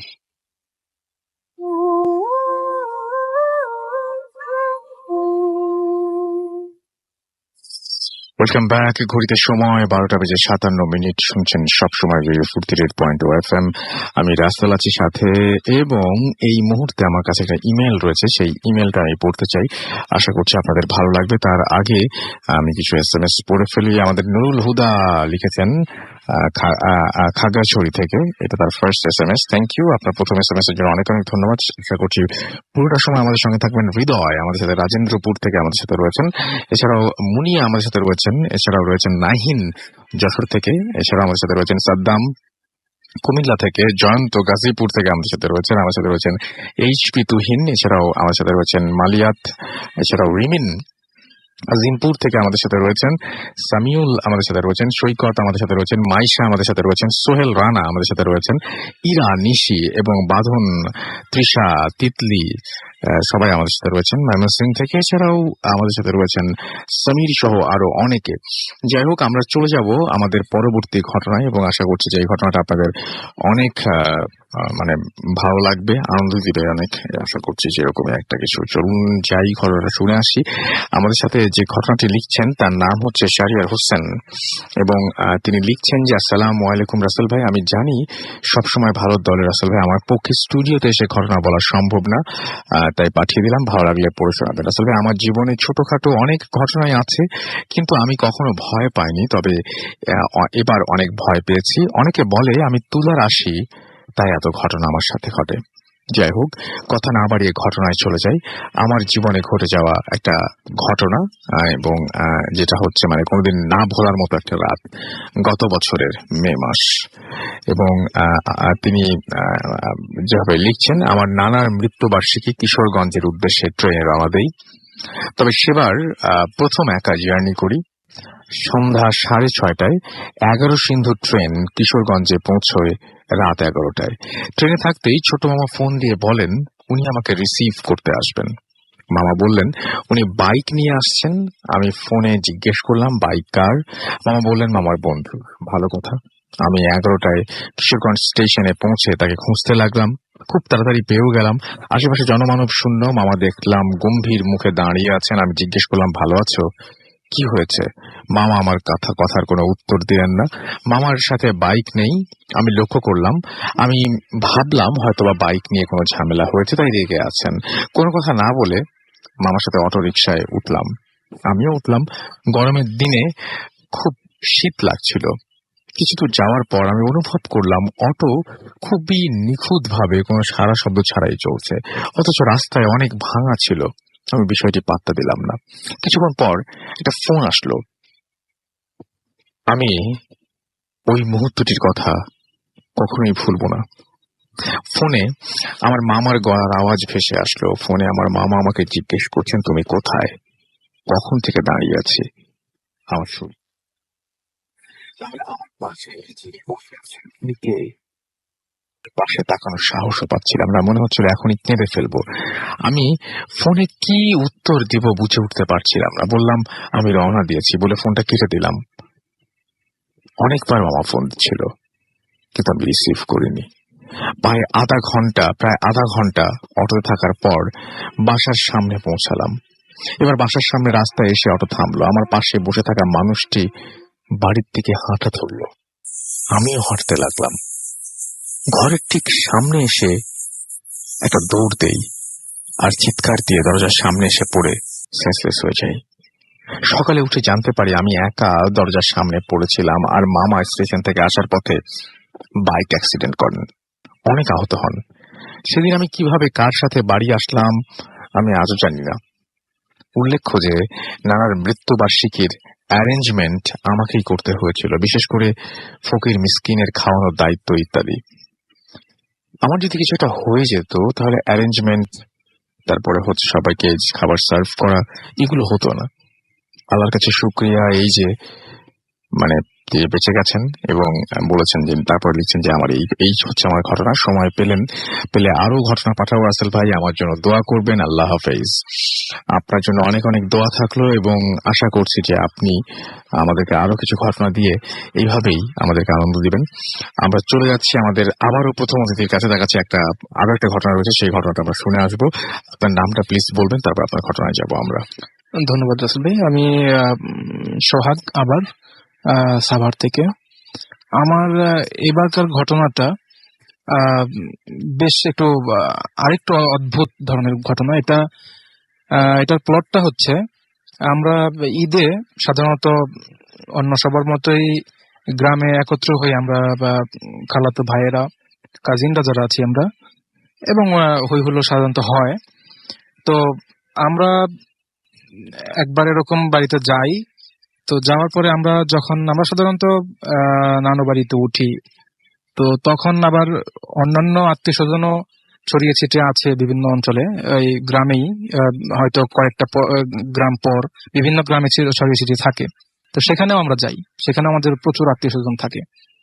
তো কিন্তু একটা বাড়িতে গিয়ে আমরা বেশ মজা পাই, ছোট থেকেই সেখানে যাচ্ছি তো, এখন অবশ্য যাওয়া হয় না। সেটা হচ্ছে আমার খালাতো ভাইয়ের দাদা বাড়ি। তো সেখানে আমিও গিয়েছিলাম এবং সেখানে আমাদের যে ঘটনাটা ঘটেছিল সেখানে আমিও একজন হতে পারতাম, কিন্তু আমি খুবই ফরচুনেট যে আমি ওই দলটাতে ছিলাম না। সেটার কারণ হচ্ছে আমরা যখন ব্যাক করি ওরা বারবার বলছিল যে আজকে রাত্র থেকে যাও, তোমরা শহরের ছেলে পেলে আবার কি না কি দেখবে, হয়তো কোনো সমস্যা হতে পারে। আর গ্রামে এগুলো প্রচুর থাকে, এই অশরীরী অস্তিত্বগুলো বা বিভিন্নভাবে ভয় দেখায়। তো আমরা সেটা শুনলাম না। অঞ্চলটাও খুব বিদ্যুৎ পর্যন্ত নেই, তো সেখানে স্টে করা আসলে ওরকম ভাবে সম্ভব না। তো যাই হোক, আমরা ফাইনালি চলে আসি এবং একটা ভ্যানও পাই। ভ্যানটা ঠিক করে দেয় ওনারাই, ওই বাড়ির লোকজনরাই। তো কয়েকটা গ্রাম ক্রস করার পর আমার নিজের যে দাদা বাড়ি, আমি সেখানে থেকে যাই। তো থেকে যাওয়ার ফলেই আমি সেই যে ঘটনাটা আমি সেটা ফেস করি না, আলহামদুলিল্লাহ। আমি সেজন্য খুবই ভাগ্যবান। তো তখন আমি যখন ওদের কাছ থেকে বিদায় নিয়ে চলে যাই আমার দাদা বাড়ি, তো তো আমার ওই খালাতো ভাইয়েরা অলমোস্ট 3 জন ছিল ওই ভ্যানটাতে। তো তারা যথারীতি চলে গেল। তো গিয়ে বললাম যে তোরা গিয়ে ফোন টোন দিস, আমি আমার দাদা বাড়ি চলে গেলাম। ওরা চলে গেল। তো ওরা যেটা বললো এরপর থেকে, যেটা আমি ছিলাম না, ওদের মুখে শোনা যে আমার এক খালাতো ভাই ও বললো যে আমরা যাচ্ছিলাম এবং ভ্যানওয়ালার সাথেও আমাদের অনেক ধরনের কথা হচ্ছিল। উনি বেশ রসিক গ্রামের মানুষ, বিভিন্ন ধরনের গান গাচ্ছিলেন, ভাওয়া গান, বিভিন্ন গ্রামের যে সমস্ত গান হয় ঐতিহ্যবাহী, সেগুলো তিনি গাচ্ছিলেন। তো এক সময় আমরা একটা রোড ক্রস করছিলাম, গ্রামের মেঠো পথে, যদিও বেশ অন্ধকার, কিন্তু খুব মোটা হরফে লেখা একটা সাইনবোর্ড, যেটা চোখে পড়বে যত অন্ধকারই হোক। আর বিশেষ করে লাল অক্ষরে লেখা, তো সেটা একটু ফোকাস বেশি করছিল। তো সেখানে বেশ বড় অক্ষরে লেখা আছে নিষিদ্ধ ঘর। ওই ঘরটাতে একটা টিনের ঘর, খুব ছোট। তো ওরা বেশ একটু প্রথমে হাসে যে আসলে নিষিদ্ধ ঘর বলতে আমাদের সমাজে সাইনবোর্ডে লেখা ছিল, সাইনবোর্ডে নিজের চোখে দেখেছেন? আমি তো ছিলাম না। আচ্ছা, আমি তো ওই ঘটনাতে ছিলাম না, আমি তো নেমে পড়লাম আগে, একটা গ্রাম আগে আমার দাদা বাড়ি সেখানে। ওরা বললো আর কি যে স্পষ্ট দেখতে পাচ্ছিলাম একটা গ্রামের ঘর, সেখানে লেখা আছে নিষিদ্ধ ঘর। তো নিষিদ্ধ ঘর বলতে আসলে আমাদের সমাজে একটু অন্যভাবে মিন করা হয়, কিন্তু ওইখানে আসলে গ্রামবাসী ওইটা মিন করে না। এটা হচ্ছে একটা ঘটনা ঘটেছিল, সেটা আমি পরে বলবেন, পরে আসছে সেটা, আমি আসছি ওখানে। তো ওই যে ভ্যানওয়ালা, উনি বিভিন্ন মানে ওনার এই গানের অত্যাচারেই বরং আমার খালাতো ভাইরা বেশ মানে বিরক্ত হচ্ছিল, কিন্তু সে হঠাৎ করে গানটা থামিয়ে দিল, মানে কোনো কথাই সে বলছে না। আর এরা এদিকে ভ্যানে বসে বসে এই টিটকারি মূলক যে কথাগুলো, যে কি রে নিষিদ্ধ ঘর, বা এই একসময় জিজ্ঞেস করে কি ভ্যানওয়ালা ভাই এটা কি আসলে নিষিদ্ধ ঘর কেন, এটা কেন, এটা তো এই গ্রামেরই। তখন তিনি গ্রামের ভাষায় নাকি বললেন যে ভাইজানরা এগুলো বাদ দেন, তো এগুলো ভালো জিনিস না, এগুলো এই আলোচনা বাদ দেন, এগুলো এখানে ঘটনা আছে, তাড়াতাড়ি দোয়া করেন যেন এই রাস্তাটা তাড়াতাড়ি আমরা পার হইতে পারি, এরকম উনি ওনার ভাষায় বললেন। তো এরকম কিছু দূর যাওয়ার পরে প্রায় ওনাদের মানে ওদের যে ডেস্টিনেশন প্রায় পৌঁছে গিয়েছিল, তার একটু আগে হঠাৎ করে দেখে যে তাদের যে ভ্যানওয়ালা সে তো চুপ হয়ে গেল। কিছুক্ষণ পরে তারা নোটিস করলো যে ভ্যানওয়ালার মাথা থেকে একদম প্রায় কোমর পর্যন্ত চুল নেমে এসেছে, মানে একদম সুশ্রী মেয়েদের যে চুল থাকে, মানে মনে হচ্ছে সেটা একটা মহিলা। আচ্ছা, তো সে তো মহিলা ছিল না, এক্স্যাক্টলি মহিলা ছিল, পুরুষ ছিল ডেফিনেটলি, সে ভ্যান চালায়, খুবই অদ্ভুত ব্যাপার। তো তারা যেটা বললো যে এটা কি, মানে ওরা যে বলবে যে এটা কি বা এটা কেন হচ্ছে, এটাও তো বলার সাহস থাকার কথা না। একটা মানুষ চোখের সামনে বদলে যাচ্ছে এবং সে ইভেন্চুয়ালি সে একটা মহিলাই হয়ে গেল। তো মহিলা হওয়ার পরে এখন আর কিছু ডিসকাস করার কোনো প্রশ্নই আসে না, যেটা কি এটা যে সুপার ন্যাচারাল কিছু হচ্ছে, স্বাভাবিক কিছু ঘটছে, এটা বোঝাই যাচ্ছে, সবাই বুঝতে পারবে। তো এখন ওদের যে ভাষ্য শুনলে হাসি পায়, কিন্তু ওদের জন্য হাস্যকর ছিল না। ওরা বলে যে কে কোন দিকে আমরা জানি না, আমি একদিকে আর অন্যরা অন্যদিকে কিসের ভ্যান আর কিসের ভ্যান চালক আমরা কিছু জানি না। পরে আমরা যার যার মতো আলাদা হয়ে যাই। তো সবচেয়ে যেটা ইন্টারেস্টিং যে ওই ওদের মধ্যে থেকে একজনকে পাওয়া যায় একটা তাল গাছের উপরে। আচ্ছা, এটাই হচ্ছে একটু বেশি অদ্ভুত। আর বাকিরা ওই গ্রামের মেঠোপথের পাশে সাধারণত যে ধান ক্ষেত থাকে, বিভিন্ন ক্ষেত থাকে, ওখানে পড়েছিল তারা। আর তাল গাছের উপরে যে ছিল সে বেশ ইনজোর্ড ছিল। কিভাবে গিয়েছিল এটা আমরা বুঝতেই পারছি। ওনার কিছু মনে নাই, উনি কিছু বলতে পারেন না, একজন শুধু বলতে পারে, আর বাকিরা প্রায় বলতে পারেন অনেকদিন তারা অ্যাবনর্মালি ছিল। এরকম ঘটনা ঘটলে সবাই হবে, খুবই স্বাভাবিক। তো পরবর্তীতে ওদের কি গ্রামবাসী জিজ্ঞেস করলো, আর তাদের পোশাক দেখে বোঝা যাচ্ছিল যে এরা শহরের ছেলে। কি হয়েছিল তোমাদের? বললো যে একজন শুধু ভাগ্য ভালো সব বলতে পেরেছিল যে আমাদের এই ঘটনা হয়েছে। পরে ফাইনালি গ্রামবাসী যেটা তাদেরকে ইনফর্ম করলো যে ওই ঘরটাতে, তাও তো অনেকদিন আগের কথা, সেই 90s এর ঘটনা এটা। একটা মেয়ে বেশ মানে নির্যাতিত হয়েছিল যেভাবেই হোক কিছু মানুষের দ্বারা। তো সেই অপমানটা সে সহ্য করতে পারছিল না। আচ্ছা, তো ফাইনালি সে ডিসাইড করে যে সে আত্মহত্যা করতে চায়।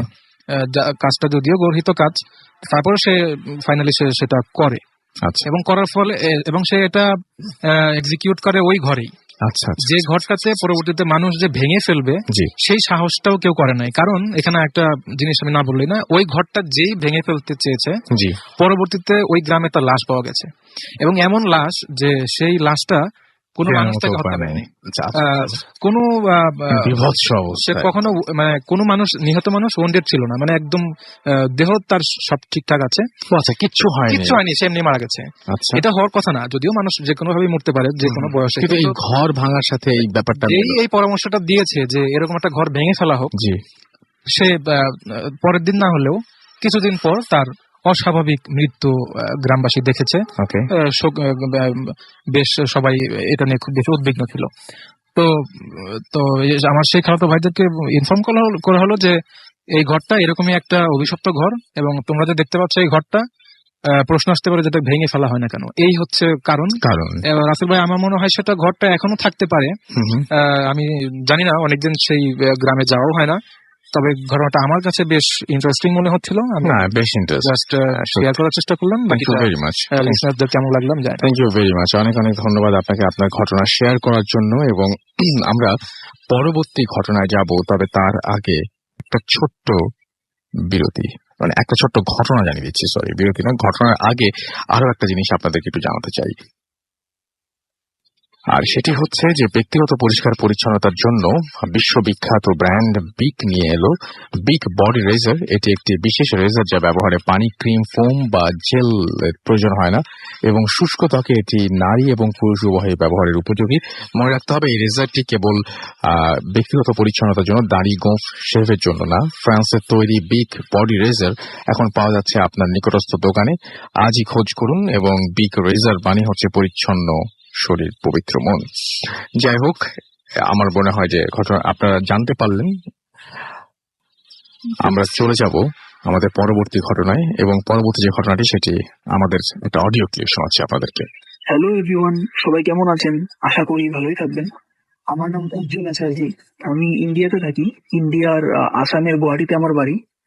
আমি জাস্ট আমার গ্র্যাজুয়েশন কমপ্লিট করলাম ইন বিএসসি। সো আমি সোজাসুজি আমার ঘটনাতে চলে যাই। এই ঘটনাটা আমার পার্সোনাল এক্সপিরিয়েন্স, আর আমার সাথে ঘটেছে আজকে থেকে 3 বছর আগে, যখন আমার জেঠু জীবিত ছিলেন। এখন বর্তমানে আমার জেঠু জীবিত নেই, বাট আমি ছোট থেকে মাছ ধরতে খুবই বেশি ভালোবাসতাম। আমি প্রত্যেক সানডেতে আমার জেঠুর সাথে মাছ ধরতে যেতাম। আমাদের বাড়ির সামনে একটা জায়গা আছে দীপর বিল নামে, সেটা খুবই একটা সুন্দর ফিশিং স্পট, খুবই সুন্দর জায়গা। সেখান থেকে রোজ মার্কেটে মাছ সাপ্লাই হয়, খুবই মানে সুন্দর একটা বিল। সো এক রোববারে, এক গরমের দিনে আমি আর আমার জেঠু সেখানে মাছ ধরতে গেছিলাম।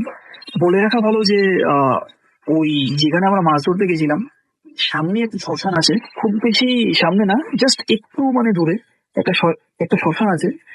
আর যেখানে আমরা মাছ ধরতে বসেছিলাম, মানে উপর দিকে রাস্তা, মানে রাস্তার থেকে একটু জাস্ট, মানে রাস্তার দুই পারে বিল, দুই পারেই জল। রাস্তার থেকে একটু নিচে নামলেই মানে আপনি ভালোভাবে বসে মাছ ধরতে পারবেন। সো স্বাভাবিকভাবে আমি আর আমার জেঠু মানে মাছ ধরতে গেছিলাম। রাস্তার থেকে একটু নেমে নিচে নেমে আমরা মাছ ধরছি।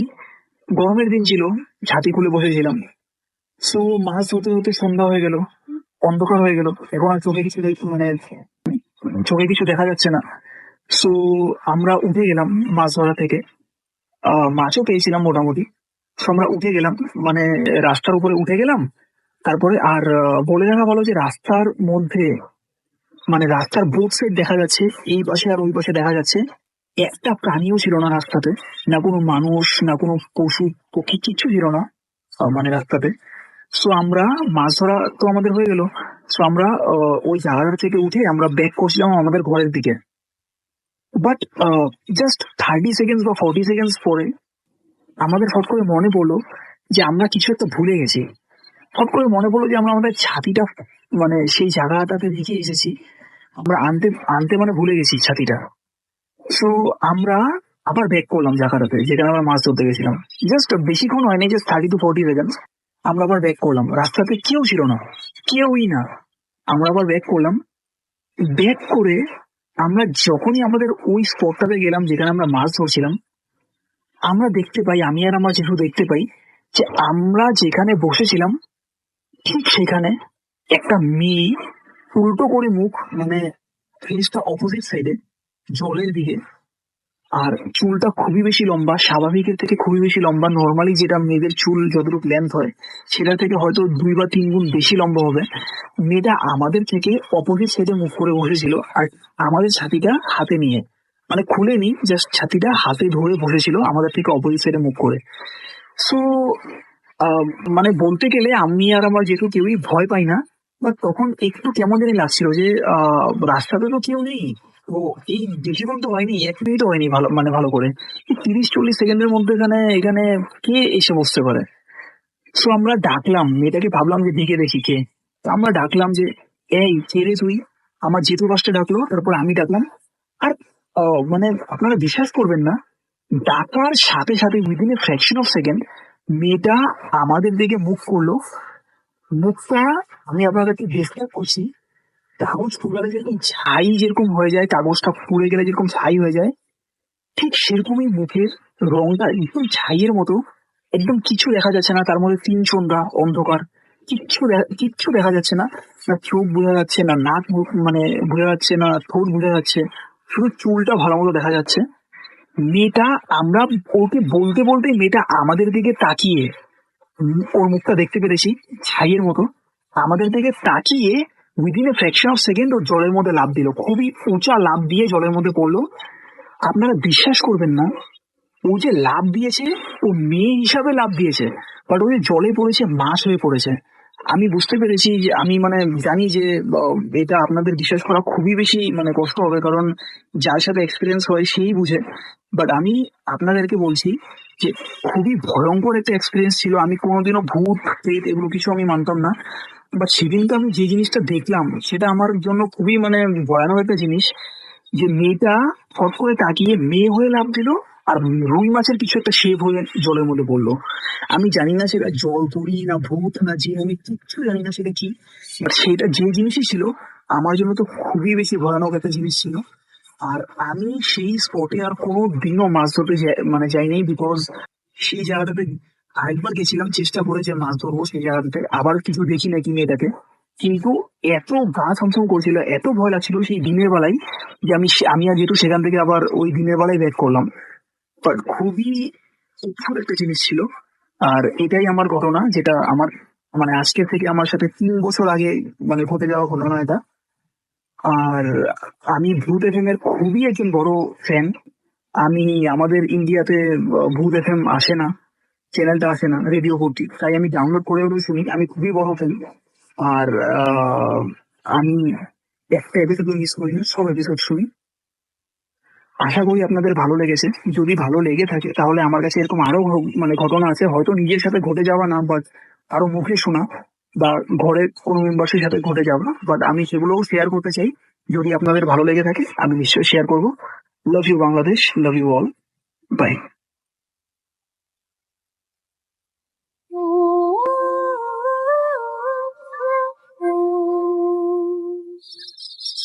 Welcome back. ঘড়িতে সময় রাত 1:21 শুনছেন সবসময় রেডিও 48.0 FM। আমি রাসেল আছি সাথে, এবং অলরেডি মাসুম আমাদের মাঝে চলে এসছে। এখন আমরা চলে যাব আমাদের পরবর্তী অতিথির কাছে। আপনার নামটা প্লিজ একটু বলবেন, তারপর আপনি জানাবেন যে আপনি কোথা থেকে এসেছেন, তারপর আপনার ঘটনায় যাব।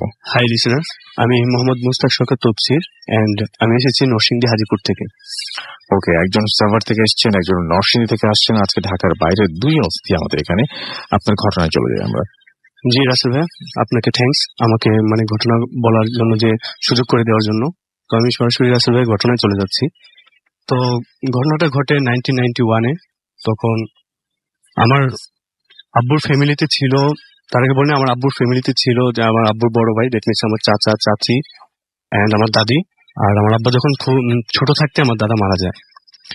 তো ওই সময়ে আমার আম্মুর সাথে আব্বুর বিয়ে হয়। তো এর 1 বছর পর আমার চাচির একটা বেবি হয়, সেটা মেয়ে ছিল।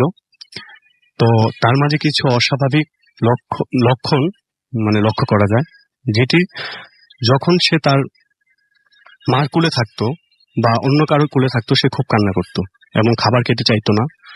তো এক সময় দেখা যায় যে আম্মুর কোলে গেলে সে খুব শান্ত হয়ে যায় এবং আম্মু খাবার দিলে সে খায়। তো এভাবে চলতে থাকে। তো একটা সময় সেই আমার চাচাতো বোন আম্মার দিকে খুব এক অদ্ভুত চাহনিতে চেয়ে থাকে। তো আম্মার প্রথম দিকে সেটা কেয়ার করে না। তো তারপর থেকে যখন এটা চেয়ে থাকে, তখন এটা সবাই জানতে পারে এবং এলাকায় মোটামুটি পাশের বাড়িগুলোতে জানাজানি হয়ে যায় যে আমার চাচাতো বোনের মধ্যে কিছু একটা আছে বা কোনো প্রবলেম আছে। তো পাশের মানুষ আম্মুকে বলে যে, তার আগে বলেনি যে তখন আমার বড় বোনের জন্ম হয়নি, তখন আমার বড় বোন আম্মুর গর্ভে ছিল 5-6 মাসের। তো তখন আশেপাশের মানুষ আম্মাকে নিষেধ করতো যে যেহেতু ওর মাঝে কিছু একটা প্রবলেম আছে, তোমার দিকে এভাবে চেয়ে থাকে, সে তার মার কুলে থাকে না, কারো কুলে থাকে না, তোমার কাছে আসলে সে খাবার খায় বা তোমার কান্না বন্ধ করে দেয়, অদ্ভুত ভাবে চেয়ে থাকে ভয়ঙ্কর ভাবে, তার তুমি ওকে নিও না, কোনো প্রবলেম হতে পারে। তো আম্মু সেটা শোনার পর তাদের কিছুই বলে না। এন্ড আম্মু মনে মনে ভাবে যে আমার শাশুড়ি যেহেতু আমাকে কিছু বলছে না, দ্যাট মিনস আমার দাদি আর আমার বাবা আমার বাবা ওনাকে আম্মুকে কিছু বলে নাই এই ব্যাপারে। তো আম্মু ভেবেছিল যে হঠাৎ করে যদি তাদেরকে না করা হয় যে এই বাচ্চাকে আমার কোলে দিবে না, তো তখন হয়তো বা তারা রাগ করতে পারে বা তারা মনে কষ্ট পেতে পারে। তো সেই ভেবে আম্মু আমার সেই কাজিন আমার বোনকে রাখে, নিজের মতো, নিজের বেবির মতোই রাখে, তাকে খাইয়ে দেয়, তার কাছে রাখে। তো রাসেল ভাই, যা হয় তার পরবর্তীতে একটা সময় আমার সেই বোন মারা যায়। তো মারা যাবার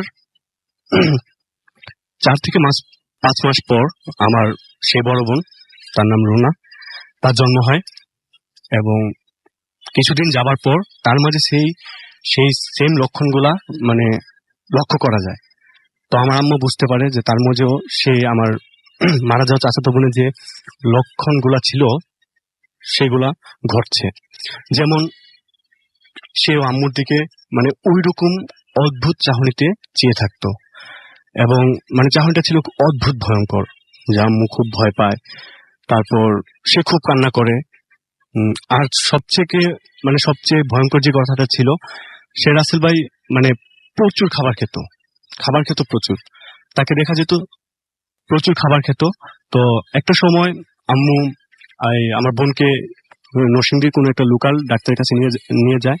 তো সেখানে ডাক্তার কোনো সমস্যা পায় না, সেখানে গিয়ে সে নর্মাল ভাবে আচরণ করতে থাকে, বাড়িতে যেভাবে আচরণটা করে সে আচরণটা সেখানে করে না। তো ডাক্তার বললো যে তার মাঝে কোনো প্রবলেম নেই, তাকে আপনার বাড়িতে নিয়ে যান। তো আম্মু আব্বু চিন্তিত হয়ে পড়লো যে ডাক্তাররা ওইটা কোনো সলভ করতে পারছে না। তো তারপর তার যে কান্নাটা এবং অদ্ভুত চাহনিটা তীব্র হতে থাকে, ভয়ঙ্কর হতে থাকে আরো। তো আম্মু আব্বু সেই চাচাতো বোনের কথা ভেবে আমার বোনের কথা ভাবতেছে যে যদি তারও কিছু হয়ে যায়, সেইভাবে তাকে ঢাকা নিয়ে আসা হয়। ঢাকায় একজন ভালো শিশু ডাক্তারের কাছে নিয়ে আসা হয়। তো ডাক্তারের সাথে সে হাসে, খুব নর্মাল একটা 8-10টা বেবির মতো সে আচরণ করে। তারপর ডাক্তার আমার আম্মুকে আস্ক করলো যে রোগী কে, আসলে এই বেবি না আপনারা?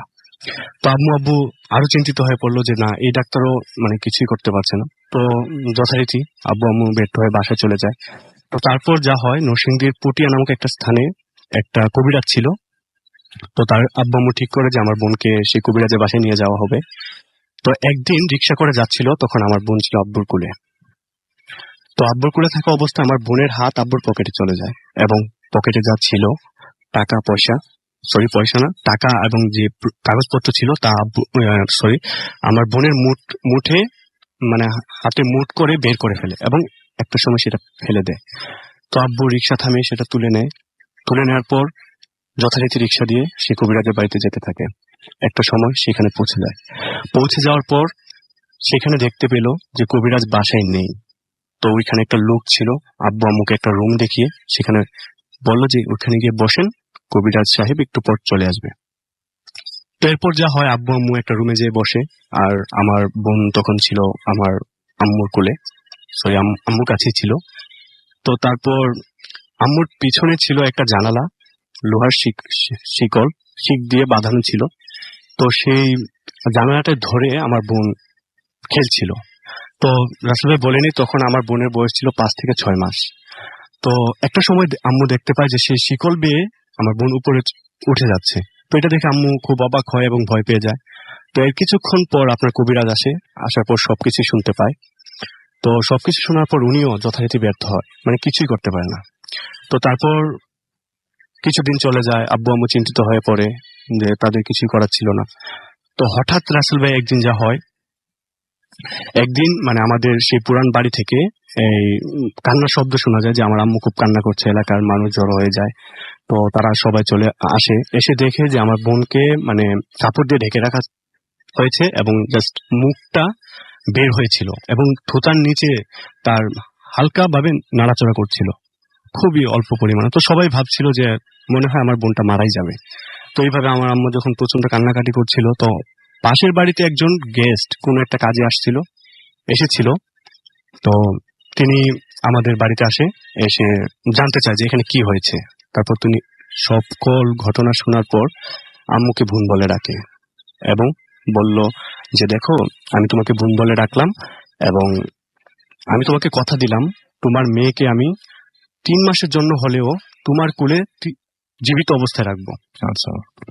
তো তারপর যা হয়, তার কথা শুনে আম্মু কিছুটা হলেও অবাক হয়। তো তারপর আর সরি বলেনি যে ওই লোকটা ছিল হিন্দু, এবং ভদ্রলোকের নাম ছিল নিখিল। তো তিনি আমার আব্বুর কাছ থেকে পারমিশন নেয় যে আমার বোনকে সে কুলে নিবে। তো আব্বু পারমিশন দেওয়ার পর তিনি কুলে নেওয়ার পর তিনি কিছু কাজ করার পর তিনি আম্মুকে একটা কাজ দেয় এবং আব্বুকে একটা কাজ দেয়, যথাক্রমে দুজনকে 2টা কাজ দেয়। এবং আম্মুকে একটা কাজ দিয়েছিল যে পাশের বাড়ি থেকে আপনার হাড়ি পাতিল, পাশের বাড়ি থেকে আপনার কিছু একটা আনতে হবে, যেটা দিয়ে মানে রান্নাঘরে ব্যবহার করা হয়, কোনো কাপড়। তো আম্মু সেটা নিয়ে আসার পর আমার বোনের 4 হাত পায়ে সেটা চুরির মতো পেঁচিয়ে দেওয়া হয়, এবং আব্বুকে যে একটা কাজ দেওয়া হয় যে মানে আমাদের যে বাড়িটা ছিল সেটাকে রাউন্ড দিতে হবে, কোনো একটা হাতে কিছু একটা নিয়ে, এবং কোনো একটা কিছু পাঠ করে। তো এভাবে চলতে থাকে। তো এভাবে চলার পর হঠাৎ আমার নিখিল আঙ্কেল, যিনি হিন্দু ছিলেন, মানে যিনি বলেছিলেন যে উনাকে সুস্থ করবে আমার বোনকে, তো তিনি সিলেট থেকে একজন লোক নিয়ে আসে। তিনিও হয়তো বা কোনো কবিরাজ ছিল। তো নিয়ে আসার পর উনি আমার আম্মুকে বলল যে আপনি মানে খুব কঠোর হতে হবে, আমরা একটা কাজ করতে যাচ্ছি। তো সেটা শোনার পর আম্মু বলল যে আমি আমার মেয়েকে সুস্থভাবে পাওয়ার জন্য সবকিছুই করতে রাজি আছি, ত্যাগ করতে রাজি আছি। তো একদিন আম্মুকে বলল হঠাৎ করে যে আপনি একটা পাতিলে গরম পানি ফুটান। তো আম্মু সেই কাজ করলো, যে পাতিলে পানি দিয়ে সেই পানি গরম করতেছিল। তো তারা আসলো, কবিরাজ আঙ্কেল, নিখিল আঙ্কেল এবং তার সাথে যে লোকটা ছিল তারা আসলো, এসে আমার বোনকে কোলে নিলেন। কোলে নেওয়ার পর 3 রাস্তার মোড়, সে আমাদের বাড়ির পাশেই ছিল 3 রাস্তার মোড়, সেই মোড়ে নিয়ে যাওয়ার পর একটা তোয়ালে অথবা গামছার মধ্যে আমার বোনকে রাখা হয়। সে রেখে আমার মানে সেই তোয়ালাটা উপর তারা ধরে রাখে, এবং ধরার পর যে চুলা থেকে নিয়ে যাওয়া যে গরম পানি, সদ্য ফুটানো পানি আমার বোনের উপর ঢেলে দেওয়া হয়। আচ্ছা। তো ঢেলে দেওয়ার পর রাসেল ভাই যা হয়, একজন সাধারণ মানুষের উপর যদি সেই পানিটা ঢেলে দেওয়া হয় তাহলে দেখা যাবে মানে তার অস্তিত্ব মানে টিকেই থাকবে না। যে গরম ছিল সেই পানিটা, মানে হাড় মাংস সম্পূর্ণ আলাদা হয়ে যাবে। কিন্তু রাসেল অবাক হলে সত্য, আমার বোনের কিছুই হয়নি। তবে যা হয়েছে, তার মুখটা বিকৃত হয়ে যায়, এবং তিনটা চিকন কণ্ঠে তিনটা শব্দ বের হয়। সেই শব্দ বের হয় যেটা সবাই দেখে। তারপর কবিরাজ আঙ্কেল আমার বোনকে নিল, কিন্তু সে সম্পূর্ণ সুস্থ। তার মাঝে কোনো ওইরকম মানে বোঝাই যাচ্ছিল না যে বা কোনো ধরনের পুরা চিহ্ন কিচ্ছু ছিল না। সে সম্পূর্ণ সুস্থ ছিল। কবিরাজ আঙ্কেল বললো যে যান, ওকে বাসায় নিয়ে যান, ঠান্ডা পানি দিয়ে গোসল করিয়ে নিন। তারপর আমার বোন সম্পূর্ণ সুস্থ হয়ে গেল। আর এখন আমার বোন মানে দুজনের মা এবং সেই সম্পূর্ণ বোন সুস্থ। এখনো বেঁচে আছেন হ্যাঁ, আপনার? এখনো Okay. বেঁচে আছে। আচ্ছা, এবং জি। তিনি এখন মানে বেশ ভালোই আছেন এবং তিনি এখন হ্যাঁ, এখন সম্পূর্ণ সুস্থ। এরপর থেকে আমার বোনের সাথে আর কিছুই ঘটেনি, আর কোনো সমস্যা হয়নি। হ্যাঁ, রাসূল। অনেক ধন্যবাদ আপনাকে আপনার ঘটনার জন্য, এবং আপনার বোনের জন্য অনেক অনেক দোয়া করি আমরা যেন উনি সুস্থই থাকেন এবং উনি নিরাপদে থাকেন, সেই ব্যাপারটা অবশ্যই। এবং আপনি নরসিংদী থেকে এসেছেন, এতদূর থেকে এসে আমাদের সাথে ঘটনা শেয়ার করলেন, এই জন্য আপনাকে অনেক অনেক অনেক অনেক ধন্যবাদ। জি রাসূল ভাই, আপনাকেও ধন্যবাদ। রাইট, আমরা চলে যাব আমাদের পরবর্তী অতিথির কাছে। তবে তার আগে আমরা কিছু জিনিস একটু কিছু আমরা এখানে কিছু মেসেজ রয়েছে আমাদের ফেসবুকে, যারা ইনবক্স করেছেন তাদের কিছু জিনিস আমি পড়ছি। উৎস লিখেছেন, লিসনিং ভূত FM from Canberra, Australia. It's 5:30 a.m. here and I'm enjoying the show in a freezing cold 3 degrees Celsius একটা তাপমাত্রা এখন, টেম্পারেচার, এবং স্টোরিজ আর nice. Thank you Bhoot FM team, you are most welcome and thanks for being with us. এবং আশা করছি যে পুরোটা সময় আমাদের সঙ্গে থাকবেন এবং এত কষ্ট করে এই সকালবেলায় উঠে যে আমাদের সঙ্গে আছেন, এই জন্য আমরা নিজেরাই নিজেদেরকে ধন্য মনে করছি। আরিফুর রহমান জুয়েল আমাদের সাথে রয়েছেন, ইটালি থেকে তিনি আমাদেরকে শুনছেন, এবং সবই ফেসবুক থেকে পড়ছি। আশরাফুল ইসলাম সুজন আমাদের সাথে রয়েছেন এবং তিনি বলেছেন যে রাসেল ভাই কালকে কাজ আছে, কাজ আছে এবং কালকে ডাউনলোড করে শুনবো। এটা সম্ভবত উনি মালয়েশিয়া থেকে লিখেছেন। এটা আমি এই ব্যাপারটাতে একটু জিনিস হচ্ছে কি, যে একটা ব্যাপার হচ্ছে কি, যে সবচেয়ে বড় মুশকিল হয়ে যায় আমরা তো শো আপলোড করি না, যার জন্য হয়ে যায় কি, যে আপনারা যখন ডাউনলোড করে শোনেন ম্যাক্সিমাম ক্ষেত্রেই আপনাদের সাউন্ড বা অডিও কোয়ালিটি অনেক খারাপ আসে। এটাতে কিন্তু আমাদের কোনো ফল্ট নাই, কারণ আমরা লাইভ শোনানোর জন্য আপনাদের সমস্ত ব্যবস্থা করে রেখেছি। হয় আপনারা 88.0 FM এ শুনবেন, অথবা আপনারা ফুর্তি অ্যাপ নামিয়ে নিয়ে শুনবেন, বাট ডাউনলোডের কোনো দায়িত্ব কিন্তু আমাদের নাই।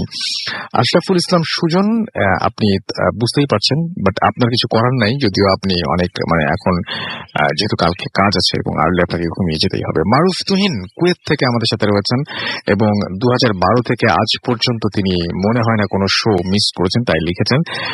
জুবায়েদ সরকার আমাদের সাথে রয়েছেন সৌদি আরবিয়া থেকে, এবং তিনি বলছেন কিভাবে SMS করবো, আপনার তো পেয়ে গেছি, সুতরাং কোনো চিন্তাই করবেন না আপনি। আসিফ মুস্তাফা তিনি লিখছেন, listening for Assam, India, and thanks for being with us, এবং thanks everyone। আমার কাছে মনে হয় যে আপনারা যে এত কষ্ট করে এতক্ষণ পর্যন্ত আমাদের সঙ্গে জেগে আছেন, এটাই অনেক অনেক অনেক অনেক অনেক বড় ব্যাপার, এবং আপনারা যে আমাদের সঙ্গে আছেন আমরাও এই কারণে অনেক বেশি উৎসাহ পাচ্ছি, অনেক বড় ইন্সপিরেশন আপনারা প্রত্যেকে আমাদের জন্য। সো আপনার জেগে থাকাটা আমি যেন সার্থক করতে পারি, সেজন্য আমার জন্য সবসময় দোয়া করবেন, এবং আপনাদের কাছ থেকে প্রচুর ঘটনা চাই। ঘটনা পাঠাতে হলে যেটা করতে হবে, মোবাইলের মেসেজ না, ঘটনা পাঠাতে হবে আমাদের ইমেল অ্যাড্রেসটা ফার্স্ট অফ অল মনে রাখতে হবে। আমাদের ইমেল অ্যাড্রেস হচ্ছে bhutfm@radio40.fm, which is bhutfm@radiofo@radio.fm। আর আমাদের ইমেল করা ছাড়াও এখন আপনি SMS করতে পারেন। SMS করতে হলে মোবাইলের মেসেজ অপশনে গিয়ে টাইপ করতে হবে ফুর্তি, FORTI, ফুর্তি স্পেস দিয়ে লিখতে হবে আপনার নাম, স্পেস দিয়ে আপনার মেসেজ পাঠিয়ে দিতে হবে 9840 নাম্বারে। দেখতে পাচ্ছি আলমাস আলী সিলেট থেকে আমাদের SMS করেছেন। আরিফ লিখেছেন, আমি একটা গল্প শেয়ার করতে চাই, আমি একটু আগে ইমেলের সব বিস্তারিত জিনিস জানিয়ে দিলাম। মারজুক ময়মনসিং থেকে আমাদের সঙ্গে রয়েছেন। এছাড়া আমাদের সঙ্গে দিন ইসলাম নারায়ণগঞ্জ থেকে রয়েছেন। এছাড়াও রয়েছেন আমাদের সঙ্গে দেখতে পাচ্ছি মাহি, এছাড়াও আমাদের সাথে রয়েছেন দেখতে পাচ্ছি ইনিয়া, এছাড়াও আমাদের সাথে রয়েছেন জাকারিয়া সহ আরো অনেকে। আপনি যদি আমাদের সঙ্গে থাকতে চান বা SMS পাঠাতে চান, তারা নিয়মটি তো জানেনই, আমাদেরকে ইমেইলও করতে পারেন। ফেসবুকের অ্যাড্রেস বলে দিচ্ছি, www.facebook.com/radio.furti and www.facebook.com/bhutfm.russell। আমরা চলে যাচ্ছি একটা ছোট্ট বিরতির পরে আবার এখনই ফিরে আসবো। সেই পর্যন্ত আমাদের সঙ্গে থাকুন। Stay tuned to Radio Furti and don't stop the Furti. FM, the night comes alive with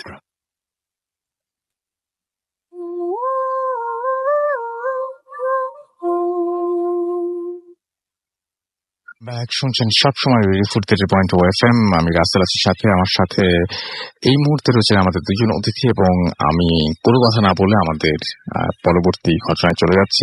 আমাদের পরবর্তী অতিথির কাছে আপনার নামটা প্লিজ একটু বলবেন, তারপরে আপনার ঘটনাটা একটু শুনবো আমরা। ধন্যবাদ রাসেল ভাই আমাকে আবার সুযোগ দেওয়ার জন্য। আমি মোহাম্মদ আব্দুর রহমান বাবু, আমার সেকেন্ড ঘটনাটা বলার জন্য। আমি যে ঘটনাটা বলবো এটা হচ্ছে আমার ছোট বোনের একটা ঘটনা। ওর নাম আয়েশা সিদ্দিকা বর্ষা। ও আমি আর ও একই ঘরে থাকি। ও আমার পাশের রুমে থাকে, আমি আমার রুমে থাকি। তো যেদিন রাতের ঘটনা, ওই দিন রাতে আমি আমার রুমেই ছিলাম, ও ওর রুমে ঘুমায়।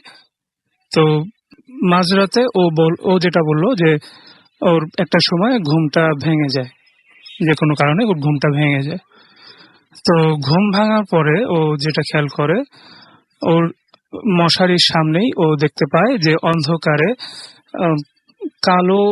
কালো আবরণের দুটা মানুষ দাঁড়ানো, কিন্তু তাদের চোখগুলা জ্বলছিল, বেশ উজ্জ্বল ছিল তাদের চোখগুলো। তো ওর কথা মতে যে ওই যে দুটা মানুষ ছিল তাদের একটা ছিল ছেলে এবং একটা ছিল মেয়ে, এবং ছেলেটার চেয়ে মেয়েটা একটু ছোট ছিল।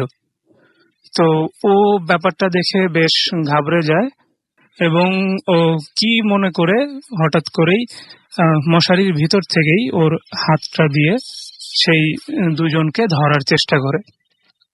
হয়তোবা কৌতূহলবশতই যে জিনিসটা ও কি ঠিক দেখছে নাকি ভুল দেখছে, কি মনে করে ও ধরার চেষ্টা করে। তো ধরার চেষ্টা করে ও ধরে। ও বলছিল যে ভাইয়া আমি মনে হয় ওর হাতটা ধরতে পারছিলাম। তো হাতটা ধরতে পারে, ও বলে যে ওটা অসম্ভব নরম ছিল, বেশ নরম ছিল। তো এটা দেখেই ও ওর সর্বশক্তি দিয়ে প্রথমে চোখ বন্ধ করে ফেলে। চোখ বন্ধ করে জিনিসটাকে ভোলার চেষ্টা করে, বাট বলতে পারে না। তারপরে ও বলে যে ওর সর্বশক্তি দিয়ে চিৎকার করার চেষ্টা করে, কিন্তু ও বলছে যে আমি এত জোরে চিৎকার করার চেষ্টা করছিলাম কিন্তু আমার মুখ দিয়ে মনে হচ্ছিল কোনো আওয়াজ বের হচ্ছিল না। তারপরে অনেক চিল্লাচিল্লি করে, কিন্তু আমি পাশের রুম থেকে কিছুই শুনতে পাইনি। ও ভয়ে অনেক বেশি ভয় পেয়ে যায়। কি মনে করে ওর মাথায় বুদ্ধি আসে যে ফোনটা নিয়ে ও আম্মার নাম্বারে ডায়াল করে। তারপরে আম্মা যখন ফোনটা ধরে, আম্মা বুঝতে পারে যে অবশ্যই মাঝরাতে নিশ্চয়ই কোনো ঝামেলা হয়েছে, এই জন্যই মেয়ে ফোন দিয়েছে। তো আম্মা ঘর থেকে বের হয়ে আসে, দৌড়ে আসে, এসে আমার রুমে জোরে জোরে দরজায় নক করতে থাকে। কিন্তু আমি তখনও ঘুম থেকে জাগিনি। পরে ও যেভাবেই হোক ওই ভয়ের ভিতরেই ও উঠে এসে দরজাটা খুলে দেয়, কোনোভাবে দরজাটা খুলে দেয়। তখন আমি জাগি। তো তারপরে আম্মা ওকে নিয়ে আম্মাদের রুমে যায় এবং ওকে আম্মার পাশের রুমে ঘুমাইতে দেওয়া হয়। তো ও তখনও ভয়টা পাচ্ছিল এবং ও বলল যে ভাইয়া আমি ওই জিনিসটা ফিল করিনি, কিন্তু আমি তারপরে যখন শুই আমি অনেক বেশি নুপুরের শব্দ পাচ্ছিলাম। মনে হচ্ছিল যে আমাদের টিনের ছালে কেউ একজন নুপুর পরে অনবরত একবার সামনের দিকে এবং একবার পিছনের দিকে হাঁটাহাঁটি করছে।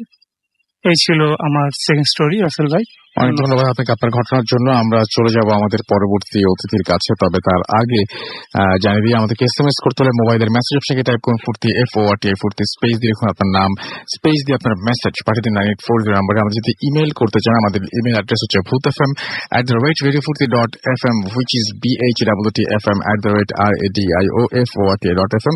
আপনারা যারা আমাদের সাথে ফেসবুকে থাকতে চান তারা চলে যান www.facebook.com/radiofurti, www.facebook.com/bhutfm.russell।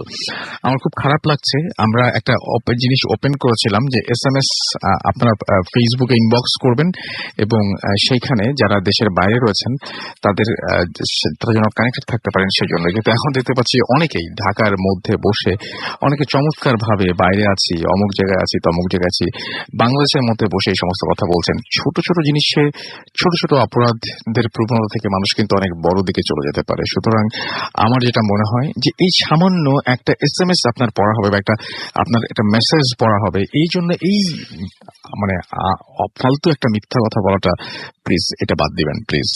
যদি আমাকে আমাকে যদি শুনতে খারাপ লাগে বা আমার কথা যদি পছন্দ না হয়, I am really sorry, but এটা সত্যি যে আপনি এই ছোট্ট একটা ব্যাপারের জন্য কেন মিথ্যা বলছেন ভাই। চলে যাবো আমরা আমাদের পরবর্তীদের কাছে। আপনার নামটা প্লিজ একটু বলবেন, তারপর আপনার ঘটনা শুনবো আমরা। আচ্ছা, আবার আপনার নামটা বলতে হবে আরেকবার। আমি ফাহিম বিন ইমরান। আমি যে ঘটনাটি বলতে যাচ্ছি সেটা আমার মামার সাথে ঘটে যাওয়া একটি ঘটনা। জি। আমার মামা চারুকারু কলার একজন স্টুডেন্ট। ছোটবেলা থেকে ছবি আঁকা, নানা রকমের কাজ করা, কাঠে হচ্ছে চাকু দিয়ে কেটে কেটে ডিজাইন তৈরি করা, এটা আমার মামার কি অনেক মামা হচ্ছে রাজশাহীতে এক ফ্রেন্ডের বাসায় বেড়াতে যায়। ওখান থেকে, আমি মসজিদটার নাম বলছি না, একটি মসজিদ আছে অনেক ঐতিহ্যবাহী মসজিদ, সেখানে গিয়ে মসজিদ যখন মামা পরিদর্শন করে, মসজিদের গেটটা দেখে মামার অনেক ছবি তোলে ওখানে, এবং সে বাসায় ফিরে সেই ছবিটা একটি ডিজাইনের মাধ্যমে কোনোভাবে ওয়ালমেটের মতো তৈরি করে দেয়ালে টাঙিয়ে রাখার একটি চিন্তা করে। এখন সে এটা বানানোর জন্য কিছু নরম মাটি বাহির থেকে এনে সেই ছবিটি দেখে সে ডিজাইনটি ব্লেড দিয়ে কেটে কেটে অর্ধেক কাজ করেই ঘুমিয়ে পড়ে।